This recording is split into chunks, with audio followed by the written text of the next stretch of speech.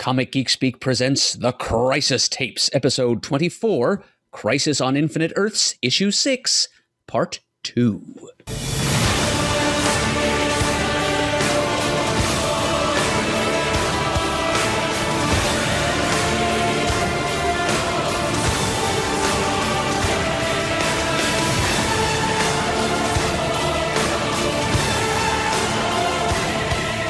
Welcome to the show. I'm Adam Murdo. I'm Peter Rios.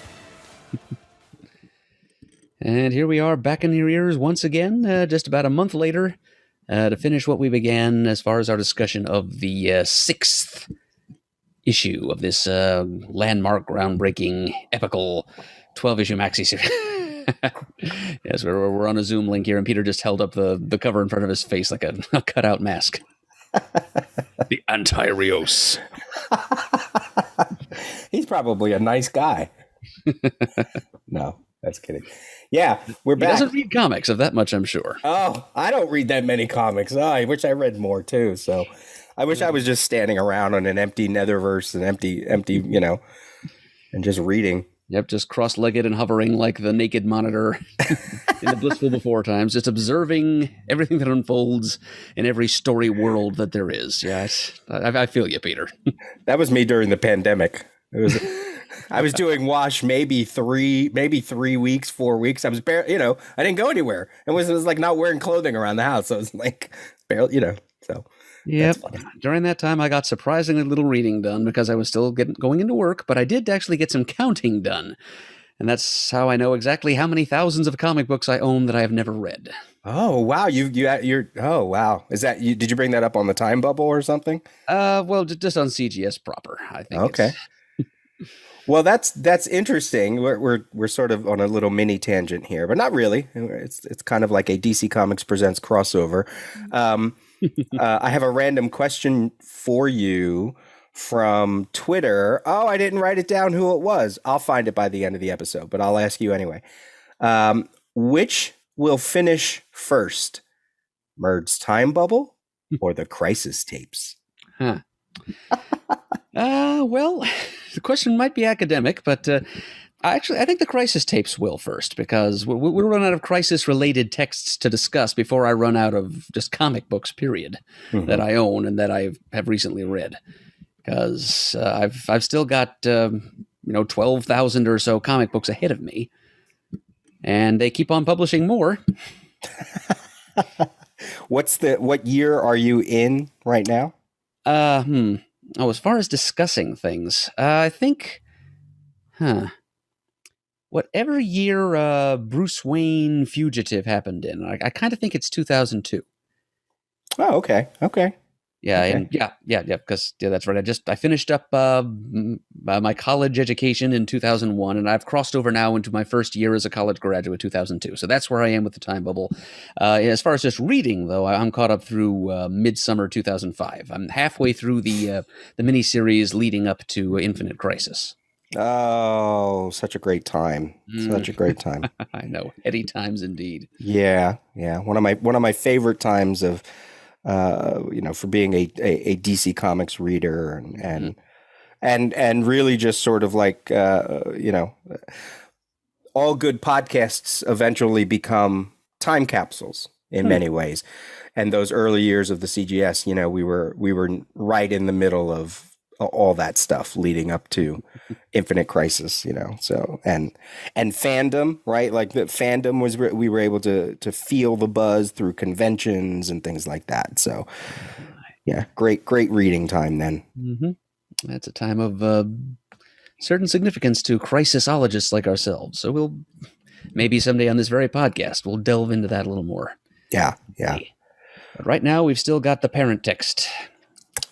And we're a little less than halfway through it. That's right. Once we wrap up this, we will be halfway, so that'll be good. Once we wrap up this issue. So here at the top of the episode, it's always good to throw in some addendums to what we discussed in the previous episode. And one of them is a story point, a little glitch in the writing, and another one is something that was shared by Chris Beckett. And I think this feedback is always good to kind of hit right away. Do you want to talk about what Chris Beckett pointed out for us? Oh, sure. Let me just sum it up on my own little screen here. Yeah, Chris actually posted this to the Comic Geek Speak supergroup on Facebook, and he also shared it with us personally via email. He was talking about how we were talking about how Marv Wolfman did his best to keep the Crisis narrative from becoming too dependent on any one character's point of view. He didn't want this to be just a Superman story or a Flash story or anything like that. He wanted it to be more like a story of the DC universe as a setting and a system. And so he tried to distribute all the major plot beats and reactions to them to as many different characters as possible. And the major impetus, the drive behind the plot, he assigned to the new characters that he created for the purpose, people like Harbinger, Pariah, Monitor, etc. Just to keep this from becoming just like a Justice League story or the story of any one character, as opposed to a story of the DC universe / multiverse as a whole. And Chris told us that a source that he had access to proved just how much we were on the right track with this speculation, because it's from an old issue of, was it the Comics Buyer's Guide? Comics Interview. Comics Interview, there it is. Yeah, actually, here's specifically what Chris sent to us. Let's see. Wolfman specifically responded to this in a Comics Interview... interview at about the time issue number 9 of Crisis was published. I'm guessing you, and this is directed to Peter because I didn't, but I'm guessing you, Peter, owned this cosmic crossover special where I got the information. And he sends along a couple of attachments, a couple of the photo caps of paragraphs of that interview with Wolfman, and also just as lanyap, an image of the never published 1980s JLA Avengers crossover, vintage Perez art. And here's a quote from Wolfman himself. "I was adamant about not playing up the major characters in the early issues. I purposely led us away from that. If you look at the early issues, I did not use any of the high-selling characters. The Titans don't appear until number 3 or 4. The Outsiders don't appear until then. The Legion doesn't appear until about that time to any great extent, although they did show up in issue number 2, I'm pretty sure. I wanted it to be obvious that the story was more important than any individual character, more important than Superman, more important than the Titans, which would have brought in the most fans. I could have made the Titans, the Outsiders, and the Legion a central part of the story and brought in more readers, but I thought that would have been cheating. I want the story to be important. So we structured it around our oldest happening in the DC universe, not the one most people may be familiar with. It's also the reason we went into such detail in number 7 to explain what happened in that old Green Lantern story, and that's where we start to get ahead of ourselves for the purposes of this podcast. But right. Yeah, thank you, Chris, for bringing us the words of the auteur himself, to justify the claims we're making here for his intention for the what I like to call the decentering of the Crisis narrative, putting it on the universe itself or the multiverse itself, as opposed to any one denizen thereof. Yeah, I don't have that issue, although I think that specific Comics Interview issue is a compilation of interviews, I think. So if it shows up in Comics Interview number 26, that issue I do have, and that was sent to me last year. I got 2 Crisis-related DC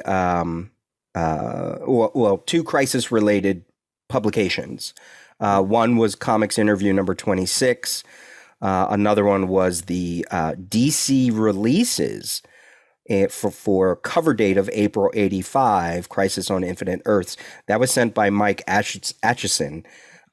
We were having email conversations, and I believe Mike had purchased some of my collection, some books from my collection, and then also said, "Oh, by the way, I have these Crisis-related merchandise. Do you want?" I was like, "Yes, I do." So, if that interview is in the old, it's the one with the Perez cover fighting sort of Brainiac. It's actually the Perez cover to one of the role-playing games, and then it has a whole bunch of Crisis. It's the Crisis issue. Yeah. So I now have that. Yeah, if I have that in my possession, I'm not aware of it. It might have been sent to me at some point. I know Eamon Clark over in the UK has sent a couple of things, Oh, nice. but I'm not sure if that's one of them. And I know I didn't have access to that when I was researching my thesis. Mm. And then he gave me those old Mm. pamphlet, 2-page pamphlet. Oh yeah, like direct currents before direct currents was a thing. I, Exactly. I know I've seen that before. Yeah. So I'm now the proud owner of that. So I'll take pictures, especially like the DC release one. It's only 2 pages. I can take pictures and send you a good scan of it. And when I'm done perusing the interview magazine, I'll swap it out. We can probably use it for like a later interlude episode or something. That could be fun. Yes, because Yeah. Crisis in the Fan Press has been on our to-do list for some time. Yeah. We did one episode, I think. We did one kind of covering. Covering the build-up. Yeah, right. Exactly. And it'd be great to look at, while it was going on. Right. Maybe find some reviews. That might be fun too. And then the other addendum then is story related. So while Adam and I were discussing issue 6, when we got to the section where our heroes, our characters, I should say, go to Earth 4, at the end of that sequence, there is a narration box. It is on page 15. So it was right at the end of our conversation. Actually, it was the very last panel of what we talked about, I guess, last episode. The Wolfman has a panel. It says 5 new heroes, 1 scene before, heroes who will play a more important role later. And although I cut it out of the episode because my comment on that narration was incorrect, I thought Wolfman was right in his math, and I was challenging some others' observations of that. But no, he's wrong. There are 7 Earth 4 characters because we have Captain Atom, Blue Beetle, Question, Nightshade, Peacemaker, Judo Master, and Thunderbolt. So that's 7. So I was defending Wolfman in that little bit of audio that I cut out once I realized I was wrong. Wolfman is incorrect. 5 new. It should be 6 new heroes that we haven't seen in the Crisis just yet. Mm-hmm. 1 that we've seen before, which would be Blue Beetle. Which now begs the question, which may never be answered, which one of those 6 new Charlton action heroes did Wolfman forget to include in his reckoning there? And I wonder if I didn't look up a collection, but maybe, do you think I wonder if the collection might have corrected that in the narration? Well, no, actually, I'm looking right at the collection, and it says exactly the same thing in both the original issue and the 98, I think, 98 hardcover. Yet it says 5 new heroes, 1 scene before.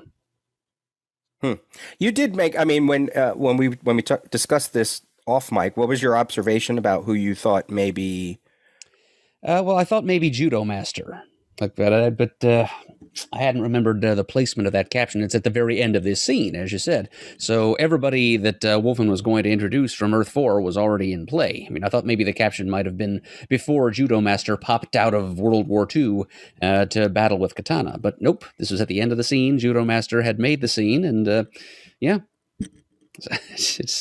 I don't know which of these Charlton heroes Wolfman overlooked.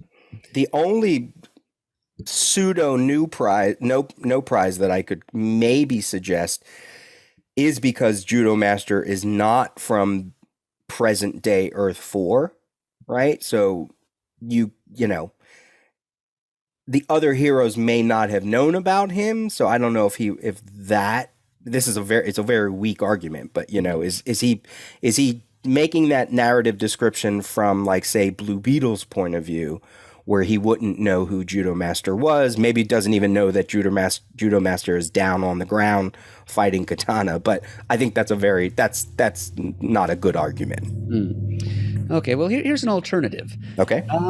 Maybe Thunderbolt is the sticking point here, because I know his rights have always been a little bit dicey.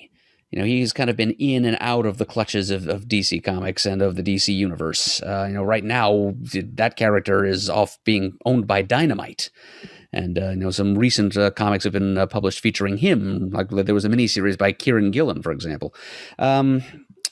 So maybe there was some question up to the wire as to whether or not Peter Cannon Thunderbolt would be able to be a part of this series. And maybe the little scene with Jay Garrick running him down was added in a later draft, and they just forgot to adjust this caption, which had been written earlier. Yeah, I like that. Yeah, that's interesting. Yeah, because he was, I think his creator, Pete Morrissey, Morisi, retained the rights, or at least part of them, to Peter Cannon, even back in the old Charlton days.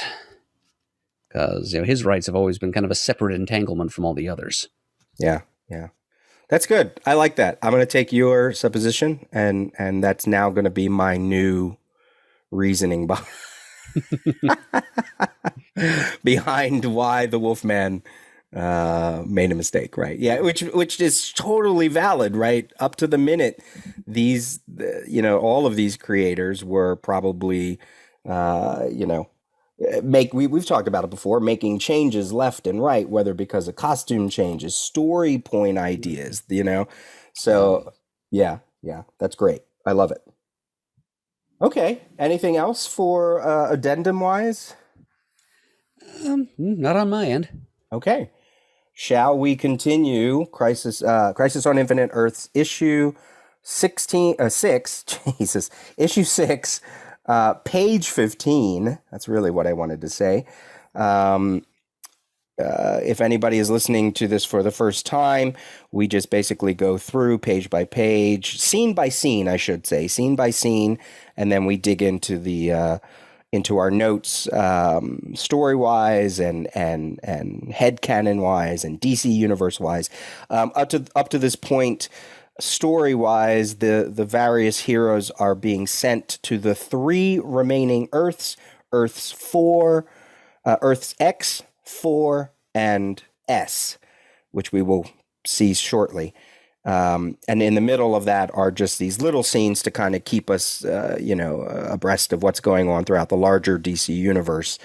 So the Anti-Monitor has given power to the Psycho Pirate to control these 3 universes, and we're just in the middle of that conflict, which will get wrapped up by the end. So. As I mentioned, we go scene by scene. So Adam will discuss, however many pages that scene takes, and then we will backtrack and give our notes. So let's pick up here in the 2/3 of the way, or 1/3 of the way into page 15. Yes, and this scene is going to last for about 4/3 of a page, all told, because it's got an interesting bit of a page layout symmetry here, because on pages 15 and 16, like the top third of page 15 is still set on Earth 4, which we covered in our last episode, and the bottom third of page 16 will take us to the next scene in Earth S, but this little interlude on Earth 1, it takes up the bottom 2/3 of page 15 and the top 2/3 of page 16. It's kind of a funny length scene there, but it's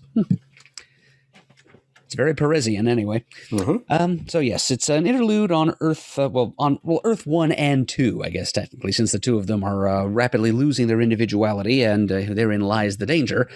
Because if the two of their vibrations slow down too much, they'll occupy the same space at the same time. They're in the Netherverse, and they'll destroy each other. And this danger will be compounded by the end of this issue, as we'll see.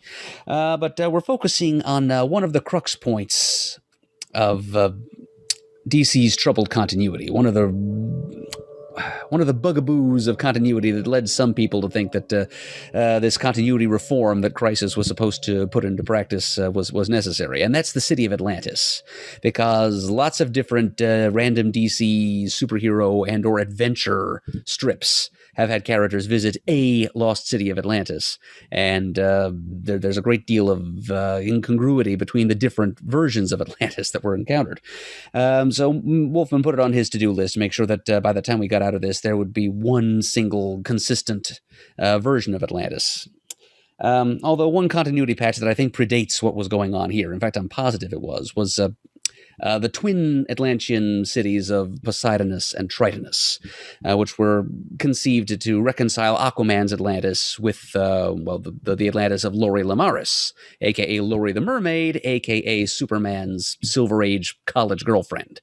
Yeah, a girl who met Superman or young Clark Kent at Metropolis U. She was in a wheelchair, and eventually it was learned that the reason for this was because she was concealing a fishtail underneath that blanket in that wheelchair. So to explain how on ostensibly the same Earth, Earth 1, the Silver Age, Bronze Age, mainstream Earth, we could have an Atlantis populated by humanoids like Aquaman himself, and an Atlantis populated by merpeople. It was established that there were two different Atlantean domed cities or colonies down there, and in Tritonus, thanks to magic, basically, the denizens there evolved into merpeople, and the Atlanteans evolved different. The Poseidonus Atlanteans evolved differently.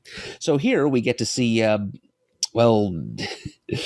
the citizens of both versions of Atlantis, both Poseidonus and Tritonus, experience a little bit of culture shock because, as we see here at the bottom of page 15, we have Aquaman, Aqualad, and Aquagirl trying to find their Atlantis, and simultaneously, Lori Lemaris trying to find her city of Tritonus, and neither one of them, well, none of them are satisfied because instead of their familiar cities, they find a lost and shining realm of Atlantis that would bring a swelling pride to the wizard Arion were he here to see it, reads one caption. So this is the ancient Atlantis of Arion, and might as well mention here that between these issues and the trade collection, the comma after the attributive set-off commas of between the word wizard and the word Arion, somebody decided to snip that out for the trade collections. Very minor point. But anyway, so this version of Atlantis from ancient times appears, and we're told in a subsequent caption, Tritonus and Poseidonus have been shifted to a future Earth which may never come to pass.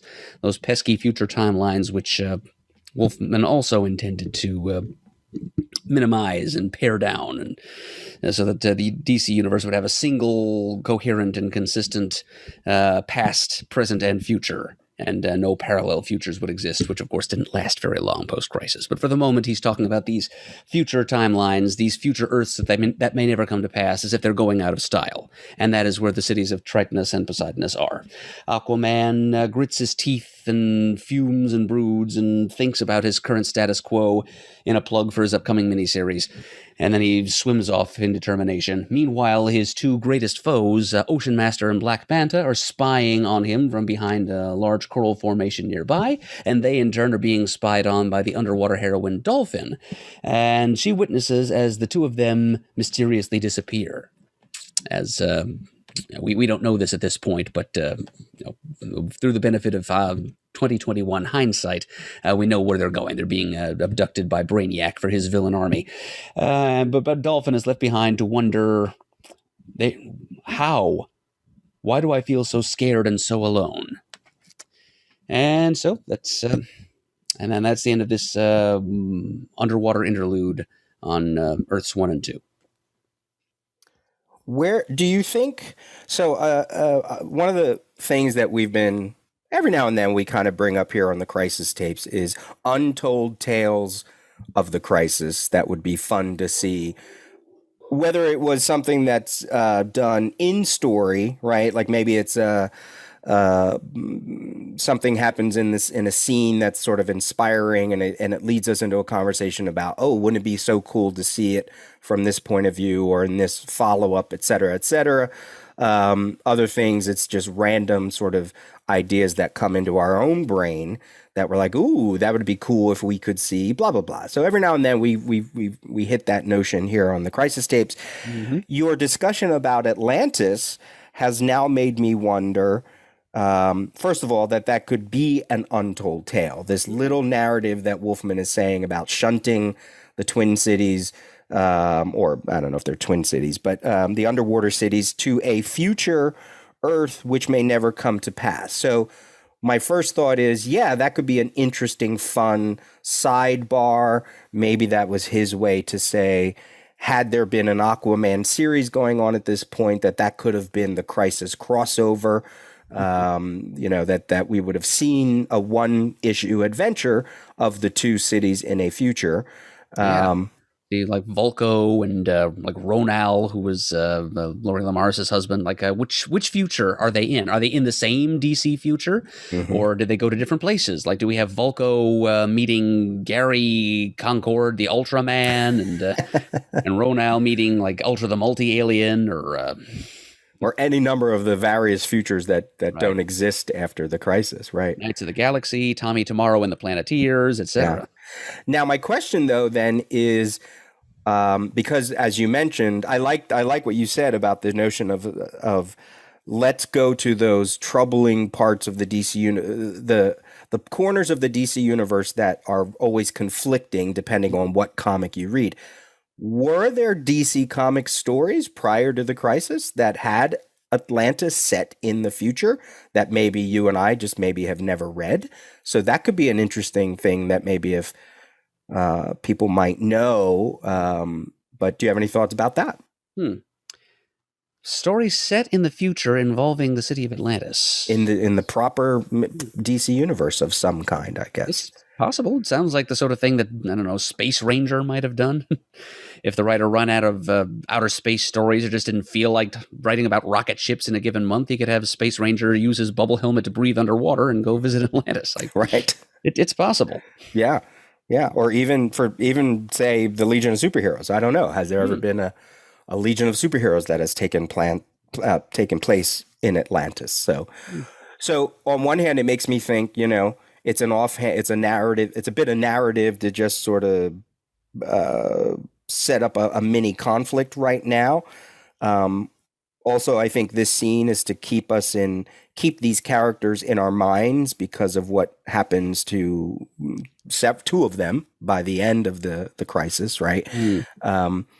But then I also then thought, wait, is this part of Peter Sanderson's research that, here's all of these versions of Atlantis that have existed throughout the DC universe. So Wolfman's like, oh, wow, there were like all these backup tales about Atlantis in the future that are, nobody has really touched on. So I think that could be a fascinating sort of research project. Oh, so you think this was like his own little attempt at a no prize to explain, those future Atlantises you saw in that story featuring like the Star Rovers. That's that's where that came from. It was these versions of Atlantis that were temporarily transported to the future. I think that could be fun, right? I don't know. I haven't read every Bronze Age DC Universe comic, so it could be fun, or Silver Age or whatever. Like, so if someone has like I said, if someone out in the listenership land, if you are like, oh yeah, there were 100 stories about, I'm going to feel like, an amateur, but whatever. I'm just trying to point these things out. That's it.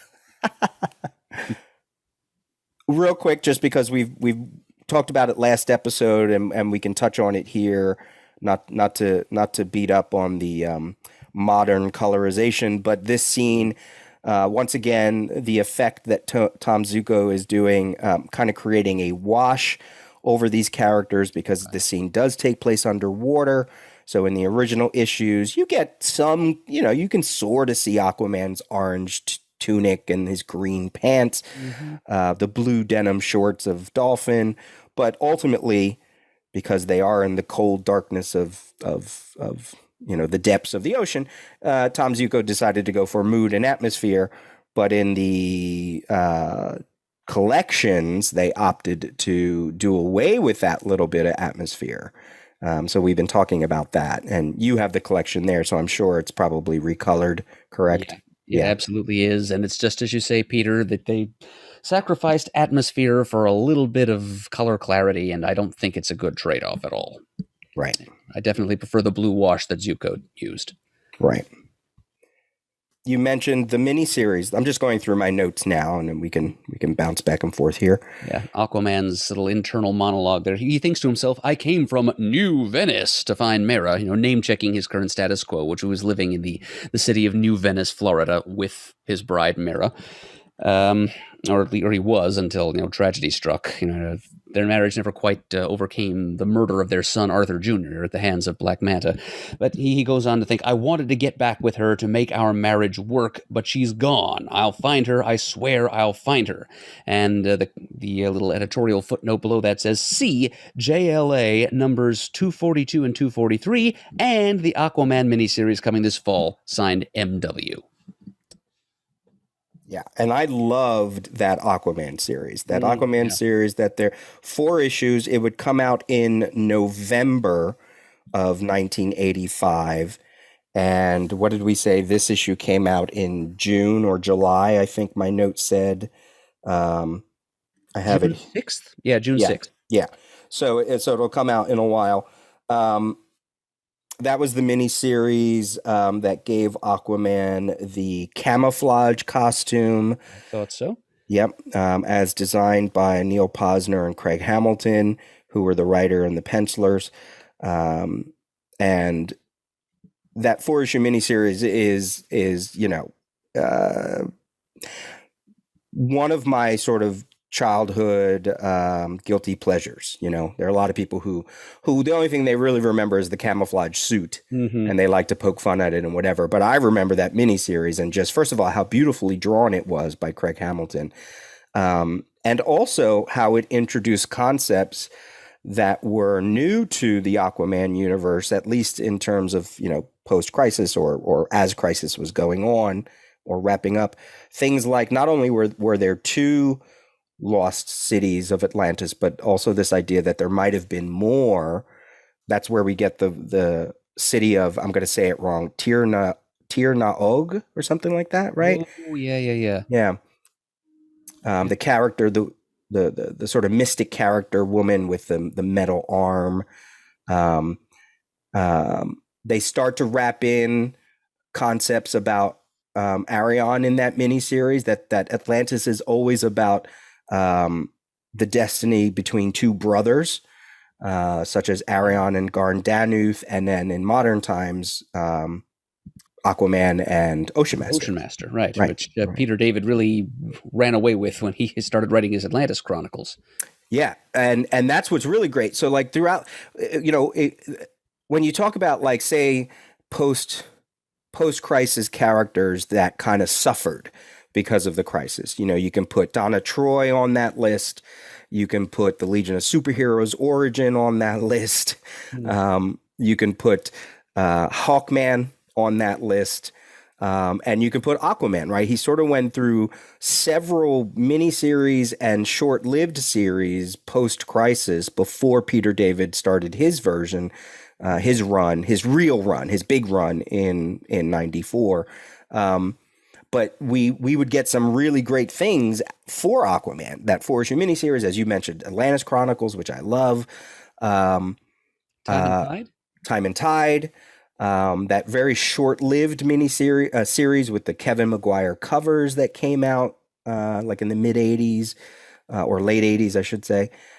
But then Peter David would wrap up a lot of that. So he would bring it all together for, like, especially the first 25, 26 issues of his run in the 90s, including some of the characters that show up in this little miniseries in 1985. So I love it. I love the journey that Aquaman's character took after the crisis, and sort of got away from just a lot of the Silver Age stuff. But what this made me discover, though, is that whole city of New Venice, I didn't realize. I thought it was a miniseries construction. I think it dates back to his backup series in Adventure Comics. That is correct. All the way back to 1950. It's in my notes. 1959. Shoot. I was only going to date it back to the 70s. Yeah, it says it's been around. Apparently, it's been around since Adventure Comics 264, September of 1959. So I was shocked. Color me shocked. And I also like here, he's totally crying in that second to last panel. You can see the water from his eyes. It's very subtle, blending into the water, the bubbles going around his face. So Yeah, that is a little clearer in the recolored collection. oh, very cool. That's one thing we get in exchange for the loss of the blue tint. Cool. And just generally, Aquaman and Atlantis suddenly become target during even like during Infinite Crisis. Both of those, especially Atlantis, also gets gets targeted in that event 30 some years later or whatever it was. 30 Spectre years. steps on it, doesn't he? Yeah, or grabs it. He like totally destroys it. Just it's so sad, so sad. And we should make mention that the underwater cities of a Tritonus and Poseidonus were designed by Perez, I think. Oh, now that I say that, I could be wrong. No, it's not Perez. For Who's Who number 1, way before this issue came out, whoever did it for Who's Who, Wolfman was very good about trying to replicate the design that he saw in Who's Who for like these issues and later issues. Well, that's good. I'm glad to hear about that kind of editorial cooperation because you know Greenberger had his ear, of course, and Greenberger was the prime mover of the whole Who's Who project. Right. Any other thoughts about that sequence from your end? I'll just to restate the obvious, how Aquaman's internal monologue here is really, it's better suited to name-checking and also plugging his current status quo than it is to the actual situation in which he finds himself. His entire home city has disappeared, and he's still more concerned about mentioning New Venice and his suffering marriage. I mean, not that he wouldn't be concerned about his missing Mera, but you'd think he'd have a few words to spare about his whole city of Atlantis or Poseidonus going missing. I mean, he wasn't living there at the time. He was not on the best of terms with his fellow Poseidonians at that point in his personal continuity, but still. It's an example of the dialogue better suiting the intertextual concerns of marketing the comics than it was to being realistic, like a naturalistic response to the actual situation. Right. And it's interesting to see characters that we like. I don't think we certainly haven't had many appearances of Dolphin in the larger DC universe.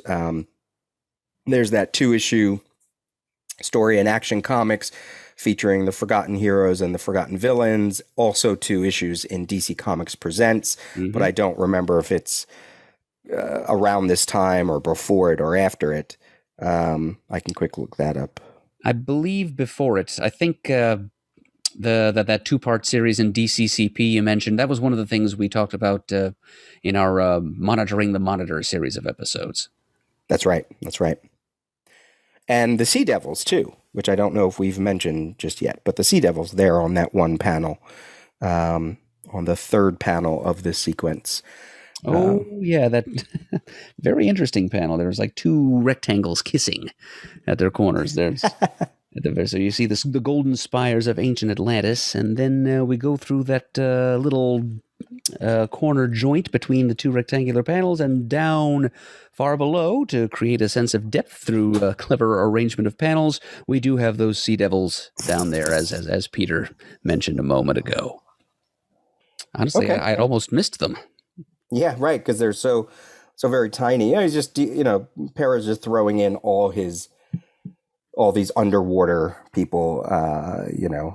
Some of them make sense. Some of them are just for that's the beauty of this story, right? Like, I'm sure there's probably other characters he could have thrown in, but they feel like these are the ones that are most centric to Atlantis or the cities of Atlantis. So it really does make sense. Yeah, I'm sure the Sea Devils, during their Silver Age adventure strip, they encountered some version of the city of Atlantis and possibly more than one. Yeah. So I'm fitting they should be present at least. And I will say that in the trade collection, they're colored a more obvious red. Their wetsuits are their signature shade of red, as opposed to in the original issues when they're just kind of a blank orange color. Okay, shall we move underwater? Have we held our breath long enough? And okay, let's go to our final Earth of the 3 Earths The last of what I'm calling the 3 exogenous Earths. Ooh. Yes, originating from outside the original concept of the DC reality. It's describing they're naturalized Earths as opposed to native-born Earths that exist to bring into the DC fold characters and so forth that originated at other publishers. So we've had Charlton and we've had Quality. Now we move over to Fawcett Publications, at one time DC's biggest rival. The caption that says Earth S standing, of course, for Shazam, which represents the whole Marvel family of characters. The crux point of another universe about to die. And we join the away team on Earth S in mid-fight scene as Changeling, in the form of a green elephant is being thrown through a wall, while Black Canary looks on in horror. And so this scene, which spills over from page 16 all the way through to page 19, it all takes place on the parallel world of Earth S, where we find the team of Earth 1's Supergirl, Changeling, and Black Canary. Interesting that this away team is the only one that's made up exclusively of Earth 1 characters, as opposed to a mix of Earth 1 and Earth 2. And they're going up against Captain Marvel, and Captain Marvel is not in possession of his right mind. He's under the Psycho Pirate's influence, and apparently not even the wisdom of Solomon is enough to make him realize that he is not himself. He's battling Supergirl, who is holding her own nicely, fighting the world's mightiest mortal to a standstill.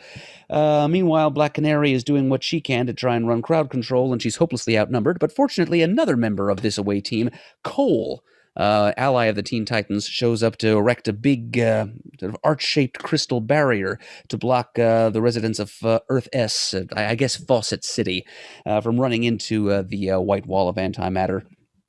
And she observes the giant image of Harbinger hovering in the distance, and Cole wonders aloud what she's doing there. Meanwhile, another Earth 1 denizen, Wonder Woman of Earth 1, is battling with Mary Marvel, and another Marvel, the identity of which is under some dispute. We'll talk about that in a second. It flies to Mary's aid, but in the end, it's Black Canary who uses her sonic canary cry to bring this battle to a at least temporary halt. While the Earth 1 heroes take advantage of the temporary respite, the break in the action, to wonder for themselves what in the world, or worlds, Harbinger is doing, hovering up there. She's concentrating intensely, that much is obvious. There's energy swirling around her. What exactly is Harbinger trying to do? We'll find out a few pages later. But yep, that's this scene on Earth S. Why don't you start? You had some interesting thoughts that you were going to mention about the artistic choices in this scene. Do you want to start with that? In terms of the denizens of Earth S? Yes, thank you, Peter. Yeah, we'll get to that in a sec. Well, I like the way that the scene starts, for one thing, at the bottom of page 16, is breaking into the action with, Changeling in elephant form crashing through a wall, which gives us the sense of the power of the as yet unseen threat that these Earth 1 would-be peacekeepers are up against. And then we go to the next page and we find that it's, in fact, Captain Marvel. Actually, my comment about the artwork doesn't really come into play until page 18, so we might as well take it page by page. Did you have anything else to say about those two panels at the bottom of 16? Just first off, Black Canary's costume, which I think we've seen before here in the Crisis. I think in that double page spread of in issue 5. I think she was there. But boy, what a throwback whenever I see that character in that costume. Probably more famously present in people's minds for the Justice League Wahaha era. With J.M. DeMatteis and Keith Giffen and company, but had been around several years before that, and as we see here. So when I see that, it just really takes me back. It is totally 80s. Yeah. It's that whole Olivia Newton-John, Jane Fonda, whatever. It gets physical, huh? and just the fact that Wolfman writing Changeling is we talked a little bit about this before in the first part, that he, again, to feel like coming home again. He knows that character intimately well, even during a fight, that he can make jokes, whether it's about the situation, whether it's about all the pretty girls around him. Yeah, he all but created that character. I mean, he's a Silver Age vintage character. Arnold Drake, I guess, technically did create him, but Wolfman altered him so much and gave him so much more personality than Drake ever did that he basically recreated Garfield Logan from the ground up. Right. So it was interesting when you made the little correction for yourself when you started to say Beast Boy, but then Changeling, because he was Changeling in the 80s. He's Beast Boy now, and probably will never go back to Changeling, because ever since, really, it was that Jeff Johns miniseries where it was entitled Beast Boy. He sort of went back to that code name again. But once the Teen Titans cartoon hit, that was it. You were never going to go back to Changeling again. Yep. There's a whole generation of many, many little geeks out there, whether they read comics or not, that will know the name Beast Boy. And yeah, you're absolutely right. Changeling was a step in Garth's growing pains. He wanted to distance himself from being the Doom Patrol's little kid sidekick. He was trying to establish himself as he was suing for independence. He was trying to establish himself as a grown-up, as it were, and something more than a mascot for the Doom Patrol. Yes. In many ways, he was like the Prody to the Legion of Superheroes. And that was Wolfman's thing for the new Teen Titans. All of those characters wanted to exist beyond their mentors, and it was just, it's so interesting now that I think about it. In my trivia game, there's a question about of the 5 original, quote unquote, original Teen Titans, in what order did they grow out of their sidekick names? So Wally West, Roy Harper, Aqualad, Dick Grayson, and Donna Troy. In chronological order, what order did they stop being Robin, Kid Flash, Wonder Girl, Aqualad, and Speedy? And the number one, do you know who the first one was to grow out? It was Dick, wasn't it? Yes. It was Dick Grayson, and then the next one would be Wally West when he inherits the Flash, right? The only one I'm not that sure of is whether Donna becomes Troya first, or I guess it was Donna who became Troya before Roy became Arsenal. Correct. It might have been the 90s by the time Roy became Arsenal. Right. And then Tempest came along sometime in like the mid 90s, right? Yes, with Phil Jimenez. Also looking into a lot of the origin of Atlantis and Poseidonus and Tritonus. So there's a lot of connection there too. And while Dick Grayson became Nightwing, Wally West had already given up his Kid Flash. So even though he wasn't quite yet he hadn't taken over his mentor's role, he really was nothing at this point. He was not. And then became Kid Flash again for the events of Crisis. Correct. So, but then I never really thought about how Changeling really was one of the first ones. If you look at the whole New Teen Titans as a whole, Changeling was really one of the earliest ones to grow out of his quote unquote mentorship in that very first DC Comics Presents issue, I think it was, where he's like, Beast Boy was ancient, old, whatever. I'm Changeling now. And he apparently paid a whole bunch of consultants to try to come up with a new name, and they came up with Changeling. So in my mind, I'm like, oh, wait a minute. That's right. I got to put him in that. I got to put him in that mix of, in the larger Titans universe, he really is one of the first ones to kind of go, no more am I Beast Boy. Because rebranding is one of my pet peeves, Peter. And few things give me more schadenfreude joy than when I see a $1 million rebranding attempt fail colossally. So I feel a little bit better now about Garfield going back to being Beast Boy. After attempting, now that I know that he actually in story paid some consultants to come up with this changeling identity for him. Oh, that's funny. All right, so that's page 16. And then, as you say, we meet the man behind it all, behind the chaos, looking very, who was the C.C. Beck? Was that the original? He was the artist who was right. Yes, C.C. Captain Beck Marvel and Bill Parker's creation. Although Bill Parker he only contributed like the germ of an idea and then stepped away. He was never really that interested in the comic book side of things at Fawcett. So people like Otto Binder did a lot more to develop Captain Marvel and his family over the years than he did.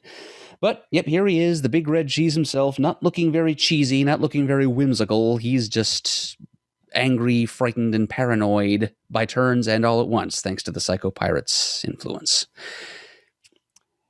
And he flies out here in the second panel on the page of 17. He says, "I recognize Supergirl. The rest of you must be her friends."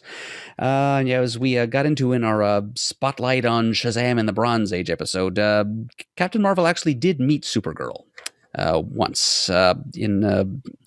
Let's see, that it happened in one of those giant treasury-sized specials that DC occasionally did in the 70s. It was all-new collector's edition number C58 is its official designation. It just says like Superman versus Shazam on the cover. It was published in 1978. And it did involve both Superman and Captain Marvel, and also Supergirl and Mary Marvel, and in kind of a full-on collision with one another. All being orchestrated by an evil ancient Martian wizard named Carmang the Evil. So that's how he's able to recognize Supergirl. And kind of think of it, Superman and Captain Marvel were not in their right minds during that story either. So here we are, and second time Captain Marvel is meeting Supergirl, and the second time he's abnormally pissed off. Because he just flies right at her and he's saying to himself, "Well, I don't know when you all turned evil, but I tell you one thing, I'm not letting anyone tear apart my world." And Supergirl thinks to herself, his face enraged like I've never seen it before. Because this is only the second time she's seen it before. And I'm not sure it wasn't enraged the last time either, but neither here nor there. So, Supergirl tries to reason with him, and he's not quite hearing her. And like the pose that Perez draws him in down there at the bottom left of page 17. He's almost like animalistic, he's crouching, like he's an animal about to pounce. It almost reminds me of the way Spider-Man sometimes poses in the middle of a fight. Well, we talked about how these three Earths are all are being controlled by Psycho Pirate, and the first one on Earth X was just straight out fear. Like that was the word that's used in the dialogue, and that's their faces and their dialogue itself is very fearful. When we got to Earth 4, there was the notion that these heroes are doubting the help of these new heroes. And now, just as Supergirl says, his face enraged.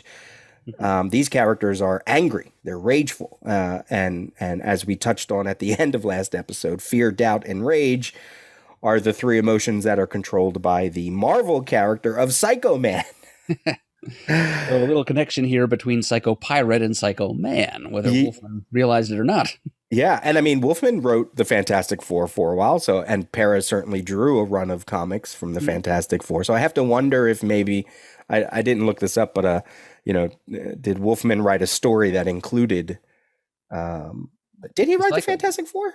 He absolutely did. Yeah, right. At the very end of the 70s, right? Like late 70s into the very early 80s. Yeah. So that'd be fun. It's like almost like if it was conscious that they did this, if it was on a conscious level, that it's almost like they're going, oh, this is kind of fun. Let me just. Nobody will ever know. It's like, no, they'll know. Come on, how can you not know? No, he reckoned without the analytical prowess of Rios and Murdo. Okay, any other thoughts on this page? We'll start with your notes and then we'll go to mine. Nope. Just wanted to let everyone know how Captain Marvel recognized Supergirl. It was because of that big giant-sized treasury thing. And you can listen to our Spotlight on Shazam in the Bronze Age episode to hear more about it if you are so inclined. Supergirl's headband. Lots of headbands in this sequence, although at least this headband has a little bit more to do. It's not just a fashion choice, 80s fashion choice. It's a Kryptonian choice. John influence, in other words. Yeah, right. But it actually has a Kryptonian influence once Supergirl takes on her new costume. which happened in Daring New Adventures of Supergirl number 13, I believe, where her new costume was emblazoned on the cover. They might have even mentioned something about, her new movie's coming up. So here's a new costume. Although she didn't have the headband on right away. It took sometime in the issue or the next issue that she got the headband, because apparently that's a Kryptonian thing in the Silver Age. Although I don't know the exact reasoning outside of just design. Probably wasn't one, but 80s fashion provided one. Right. I like what Supergirl says. He'd kill me if he had the chance.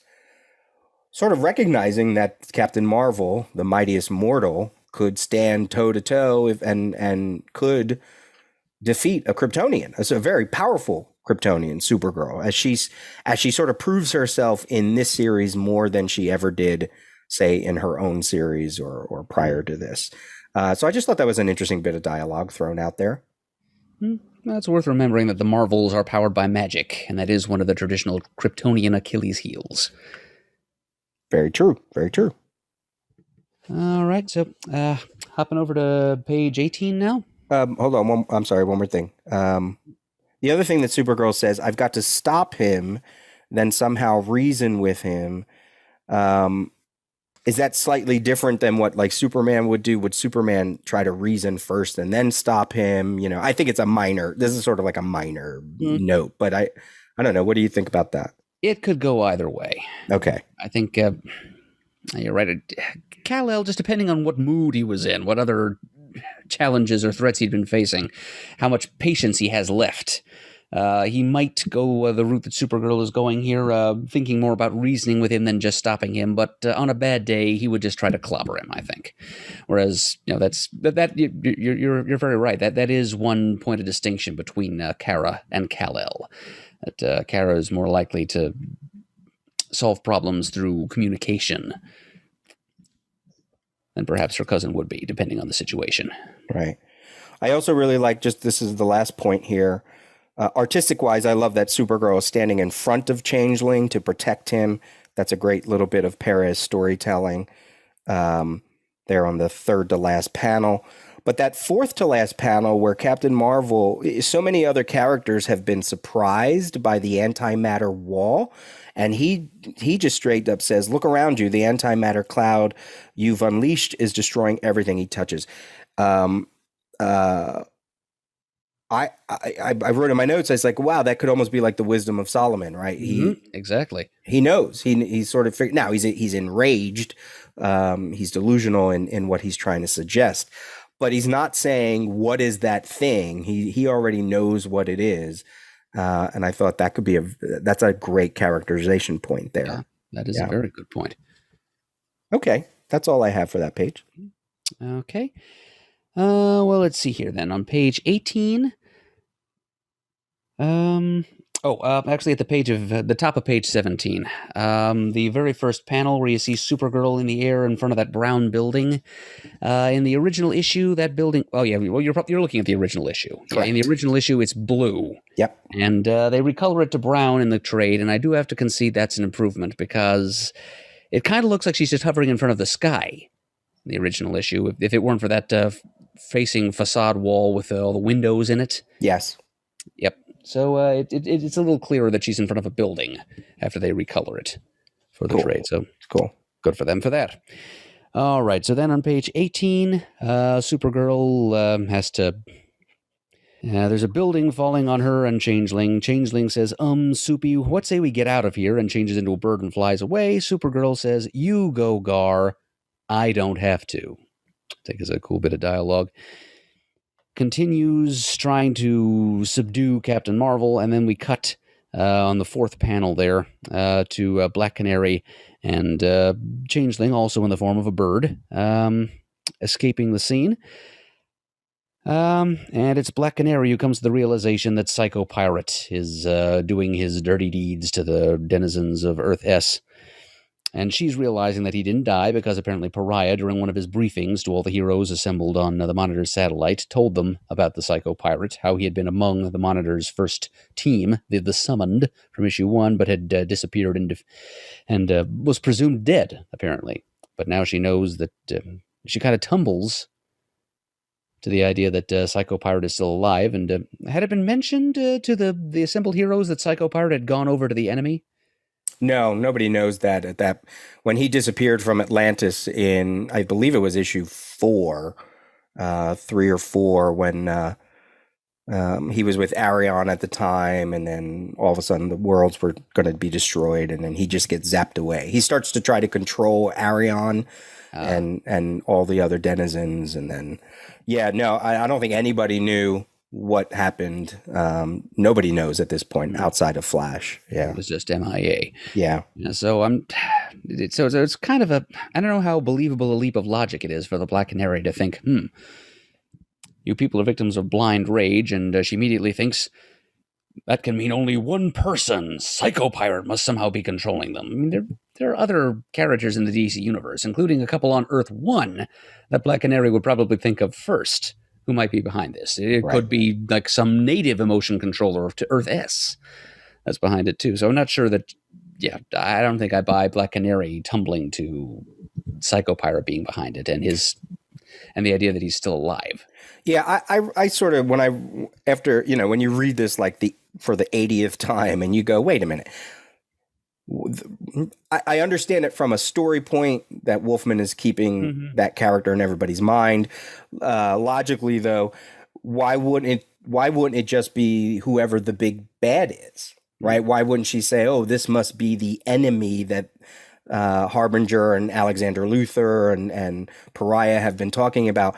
Because, as you mentioned last episode, the benign Monitor, the one that's no longer alive, has often stated that our enemy is a man of emotion, or this war is a battle of emotion. So why wouldn't it be whoever is behind the antimatter cloud? Why does it have to be a specific being? So right, yeah, I totally agree. I mean, I think I've seen in the Crisis Index, the synopsis for this issue in the Crisis Index, where they say that Black Canary is making that speculation because her mother has a connection to Psycho Pirate, because at this point her mom is from Earth 2, and this version of Black Canary was brought from Earth 2 to Earth 1. But again, that's still not enough for me. That doesn't make sense either. Again, it's just, she's just looking at a whole bunch of people being controlled, including the Marvels, the Captain Marvels, and just going, oh, right, it's a Psycho Pirate. Okay, she's a detective, I could see that maybe, but I agree with you. I think it's more just to let the readers know that one of these heroes has figured it out, and it was Black Canary. Yeah. A good point you make too about Black Canary having memories of Earth 2. I mean, even though this is, Black Canary's backstory is really weird in the late pre-crisis age. A Marv Wolfman suggestion. Brought about by, was it Jerry Conway and Chuck Patton? It was Chuck somebody. I couldn't think of the last name. Yeah, in a JLA story involving the evil Johnny Thunder of Earth 1. Right. Like this Black Canary was... It was believed for a long time that this was just the Earth 2 Black Canary who crossed over at some point, but instead it was the infant daughter of the Earth 2 Black Canary and her lover Larry Lance, who was aged to adulthood and implanted with her mother's memories, and then shunted over here to Earth 1, and who gained that canary cry somewhere along the way. It's weird. She had the canary cry as a toddler because the wizard cursed her or did something to her, and that's the whole reason why they had to shunt her away to that Thunderbolt dimension, or that dimension anyway, because she just couldn't control her powers and they weren't certain how to handle it. So let's just send the poor kid away to limbo and we'll deal with it later. And to be fair, I don't know if Marv Wolfman's suggestion was the entire story point, or the very last panel in that story, Superman is carrying the new Black Canary, the daughter, and says, please, if you don't mind, let me be the one to tell Green Arrow. And then that's where the little footnote comes in with special thanks for Marv Wolfman for the suggestion. So I'm like, oh, now that I say it, is he the one who came up with the idea of the Earth 1, Earth 2 mother-daughter, or is he just the one that says, hey, you should probably say something about Green Arrow in this? You know what I mean? I don't know. I like to think it's the former, because his mind was in this crisis mode by this point, by that time that story was written. I mean, he was probably doing research and stuff. 83, 82? Yeah. 83, I think it is. Yeah. Right. I love that era. The satellite era of the Justice League is great. It's fantastic. But the post 200-ish era, after Justice League of America 200, leading up to JLA Detroit, is still the satellite era, but it has Firestorm in it, but really, like, it feels like it's the end of that era. And that's really that's my Justice League from around issue 210 on. And I devoured every issue, just read them over and over, destroyed copies, replaced them, So those were that crossover, that JLA JSA crossover that we're talking about, had Perez covers on them. So they're fantastic. They're just fantastic stories. Yep. Now, for years, I thought it was Perez who had drawn that story, actually, that Canary origin thing, but I had to be corrected a couple of times that it was, in fact, Chuck Patton. Yeah. Oh, now that I say it, was it Chuck Patton or was it Rich Buckler or it was Chuck Patton. It was Chuck Patton. Okay. I'm sure of it. I have read them. I bought them at a comic convention thing at the Wildwood, New Jersey Convention Center, long time ago. But Black Canary, I'd say, is one example of a character whose backstory was actually improved by Crisis. Because now instead of just being like the bizarre memory transplanted daughter clone of the Earth 2 Black Canary, she is the fully fledged and fully realized actual daughter of the Black Canary, who was able to grow up under the tutelage of her mother, and who had a relationship with her, and who could then be a legacy hero. The daughter of a JSA member and a founding member of the JLA, for a while Wonder Woman was not in the continuity picture. Right. Yeah, that's a good point. The whole legacy thing, that is a good point. It gives her, and in many ways she became, maybe not right away, but certainly later when the JSA got their own series entitled just JSA.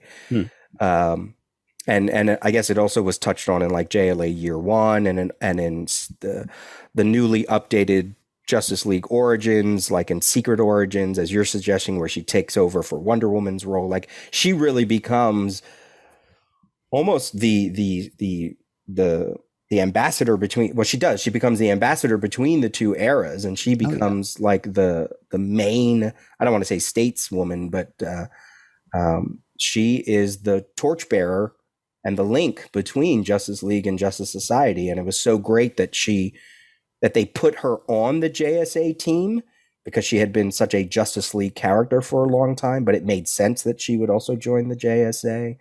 She really became more than just Green Arrow's girlfriend post-Crisis. And she's in my top 5 favorite characters because of that. And then it's, of course, everything that happens with Birds of Prey, et cetera, et cetera. Yeah. Oh, do you have anything? Oh, well, yeah. As we move to the middle of this, of page 18 here, this is the art remark that you had mentioned earlier that I would have to make. Mm-hmm. As I remember, in our last episode, I talked about a crowd scene on Earth X, and extrapolated from the pork pie hat that one of the kids in the crowd was wearing, to talk about how Perez might have put some thought into how an extra 20 years of World War II on Earth X might have had certain impacts on facets of culture there, like fashion. And I wouldn't have made that remark if I hadn't seen, much more obviously Perez's thought processes here in the very middle of page 18, the scene with the panel with the Cole's crystal barrier and all the Fawcett citizens running toward it. Yeah, because Fawcett City was a concept that had been introduced right about now. Actually, I think it was during Crisis when the name Fawcett City was first mentioned for Captain Marvel's hometown on Earth S. So we're going to assume this is in Fawcett City. And there's this big crowd of people rushing towards the antimatter white wall to leap into it and end their lives. And Cole has put up this crystal barrier to stop them. If you look at the crowd, there's a lot of men's hats down there, a lot of fedora wearers. And over towards the left, there's actually a seaman. There's a sailor boy there. He's wearing his little sailor's cap like he just got off the boat on VJ Day, and he's on his way to find his best girl Gladys to give her a smooch, you know?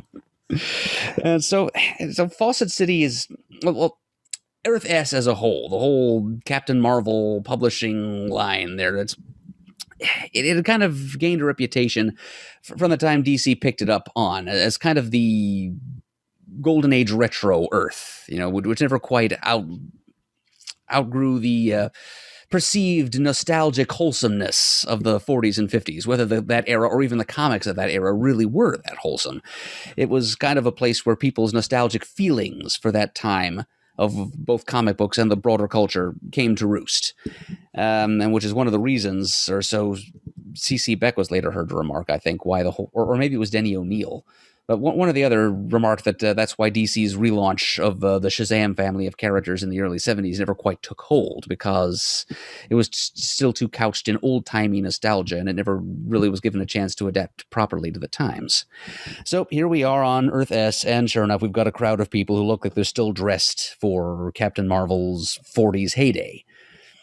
And it's just a little bit of a fashion consciousness for George Perez. Just to think this is what the people of Earth S probably dressed like even in 1985. I guess if it wasn't for the buildings and the cars, I was going to say maybe Earth S was still in the 40s and 50s, but I don't think we can. I don't think there's any real evidence of that. And it could just be the time skip effect, which, you know, we've seen is already happening on Earth 4. Judo Master ends up leaping to the present day from World War II. So maybe some of the people in the crowd are actually legitimately from the 40s and 50s. Yeah. It's not just that people are still dressing on that Earth in the present day. They're actually from the past. Yeah. But I like that. I like your notion that it's a world that has its own particular style, flavor, feeling, whatever. Yeah, I like that. I like that a lot. To add to that, to go back to the Crisis Index again, they have in their breakdown of characters. Okay, you're going to talk about the lower left-hand panel here, I guess. Right. Yeah, this is the only reason I'm bringing it up is because of the index. Did you know this prior to did you just assume that these were one of the two characters you're going to mention, I absolutely did recognize. Okay, well then talk about that then, since you.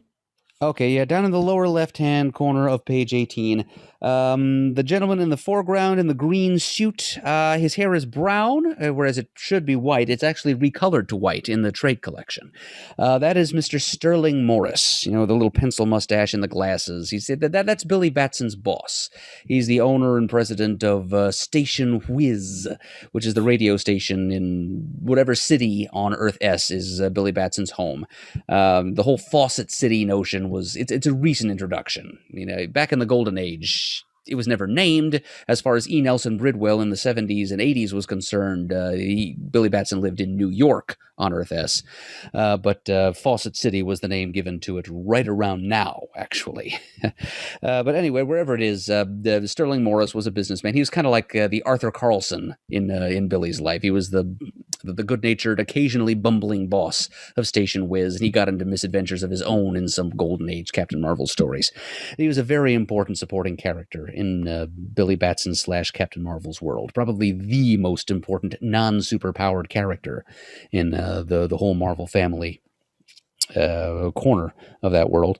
And the blonde lady next to him, this is where I, like you, had to rely on the ICG, the Crisis Index, to tell me who she was supposed to be. That's apparently supposed to be another supporting character who was introduced about midway through the Golden Age, Joan Jameson, who is Sterling Morris and also Billy Batson's personal secretary.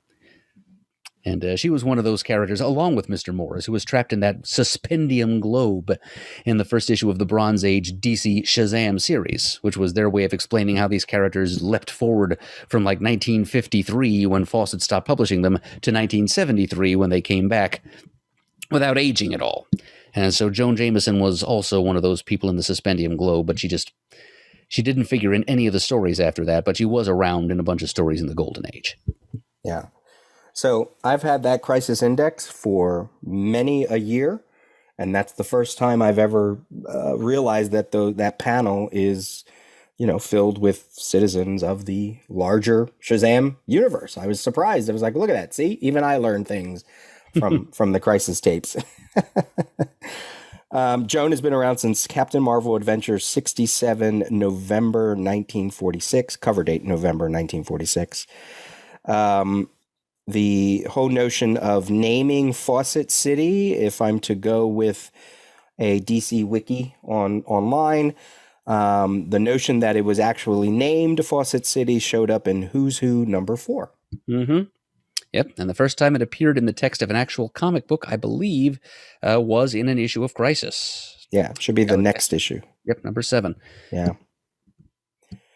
And I do like I forgot to mention this too, the whole notion of the style, the flavor of Fawcett City probably really would come to play during the Power of Shazam graphic novel and series, which is a other than the graphic novel is a complete blind spot to me. I've read maybe 4 issues of the series because of the crossover with Jack Knight Starman.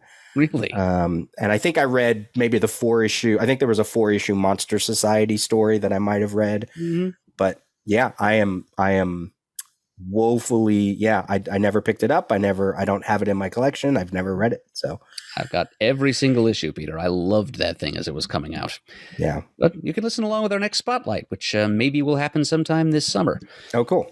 Yep, because it'll be a spotlight on Shazam in the Chromium Age or the 90s, which is pretty much going to be all Ordway all the time.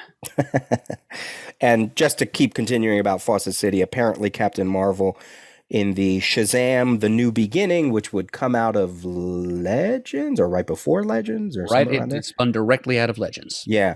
Apparently Captain Marvel lived in San Francisco at that point. That's the truth.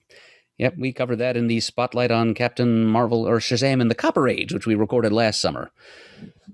So, yeah, that was the Roy Thomas attempt on rebooting Captain Marvel for post-Crisis, which was not very satisfying for a lot of readers. Apparently, it did very well commercially, that 4-issue miniseries that Thomas did, but for what Thomas chalks up to in-company politics, he never really got a chance to go anywhere with his rebooted version of The Good Captain. He got like one extra story into Action Comics Weekly, in which he reintroduced Captain Nazi, but that was it. Yeah.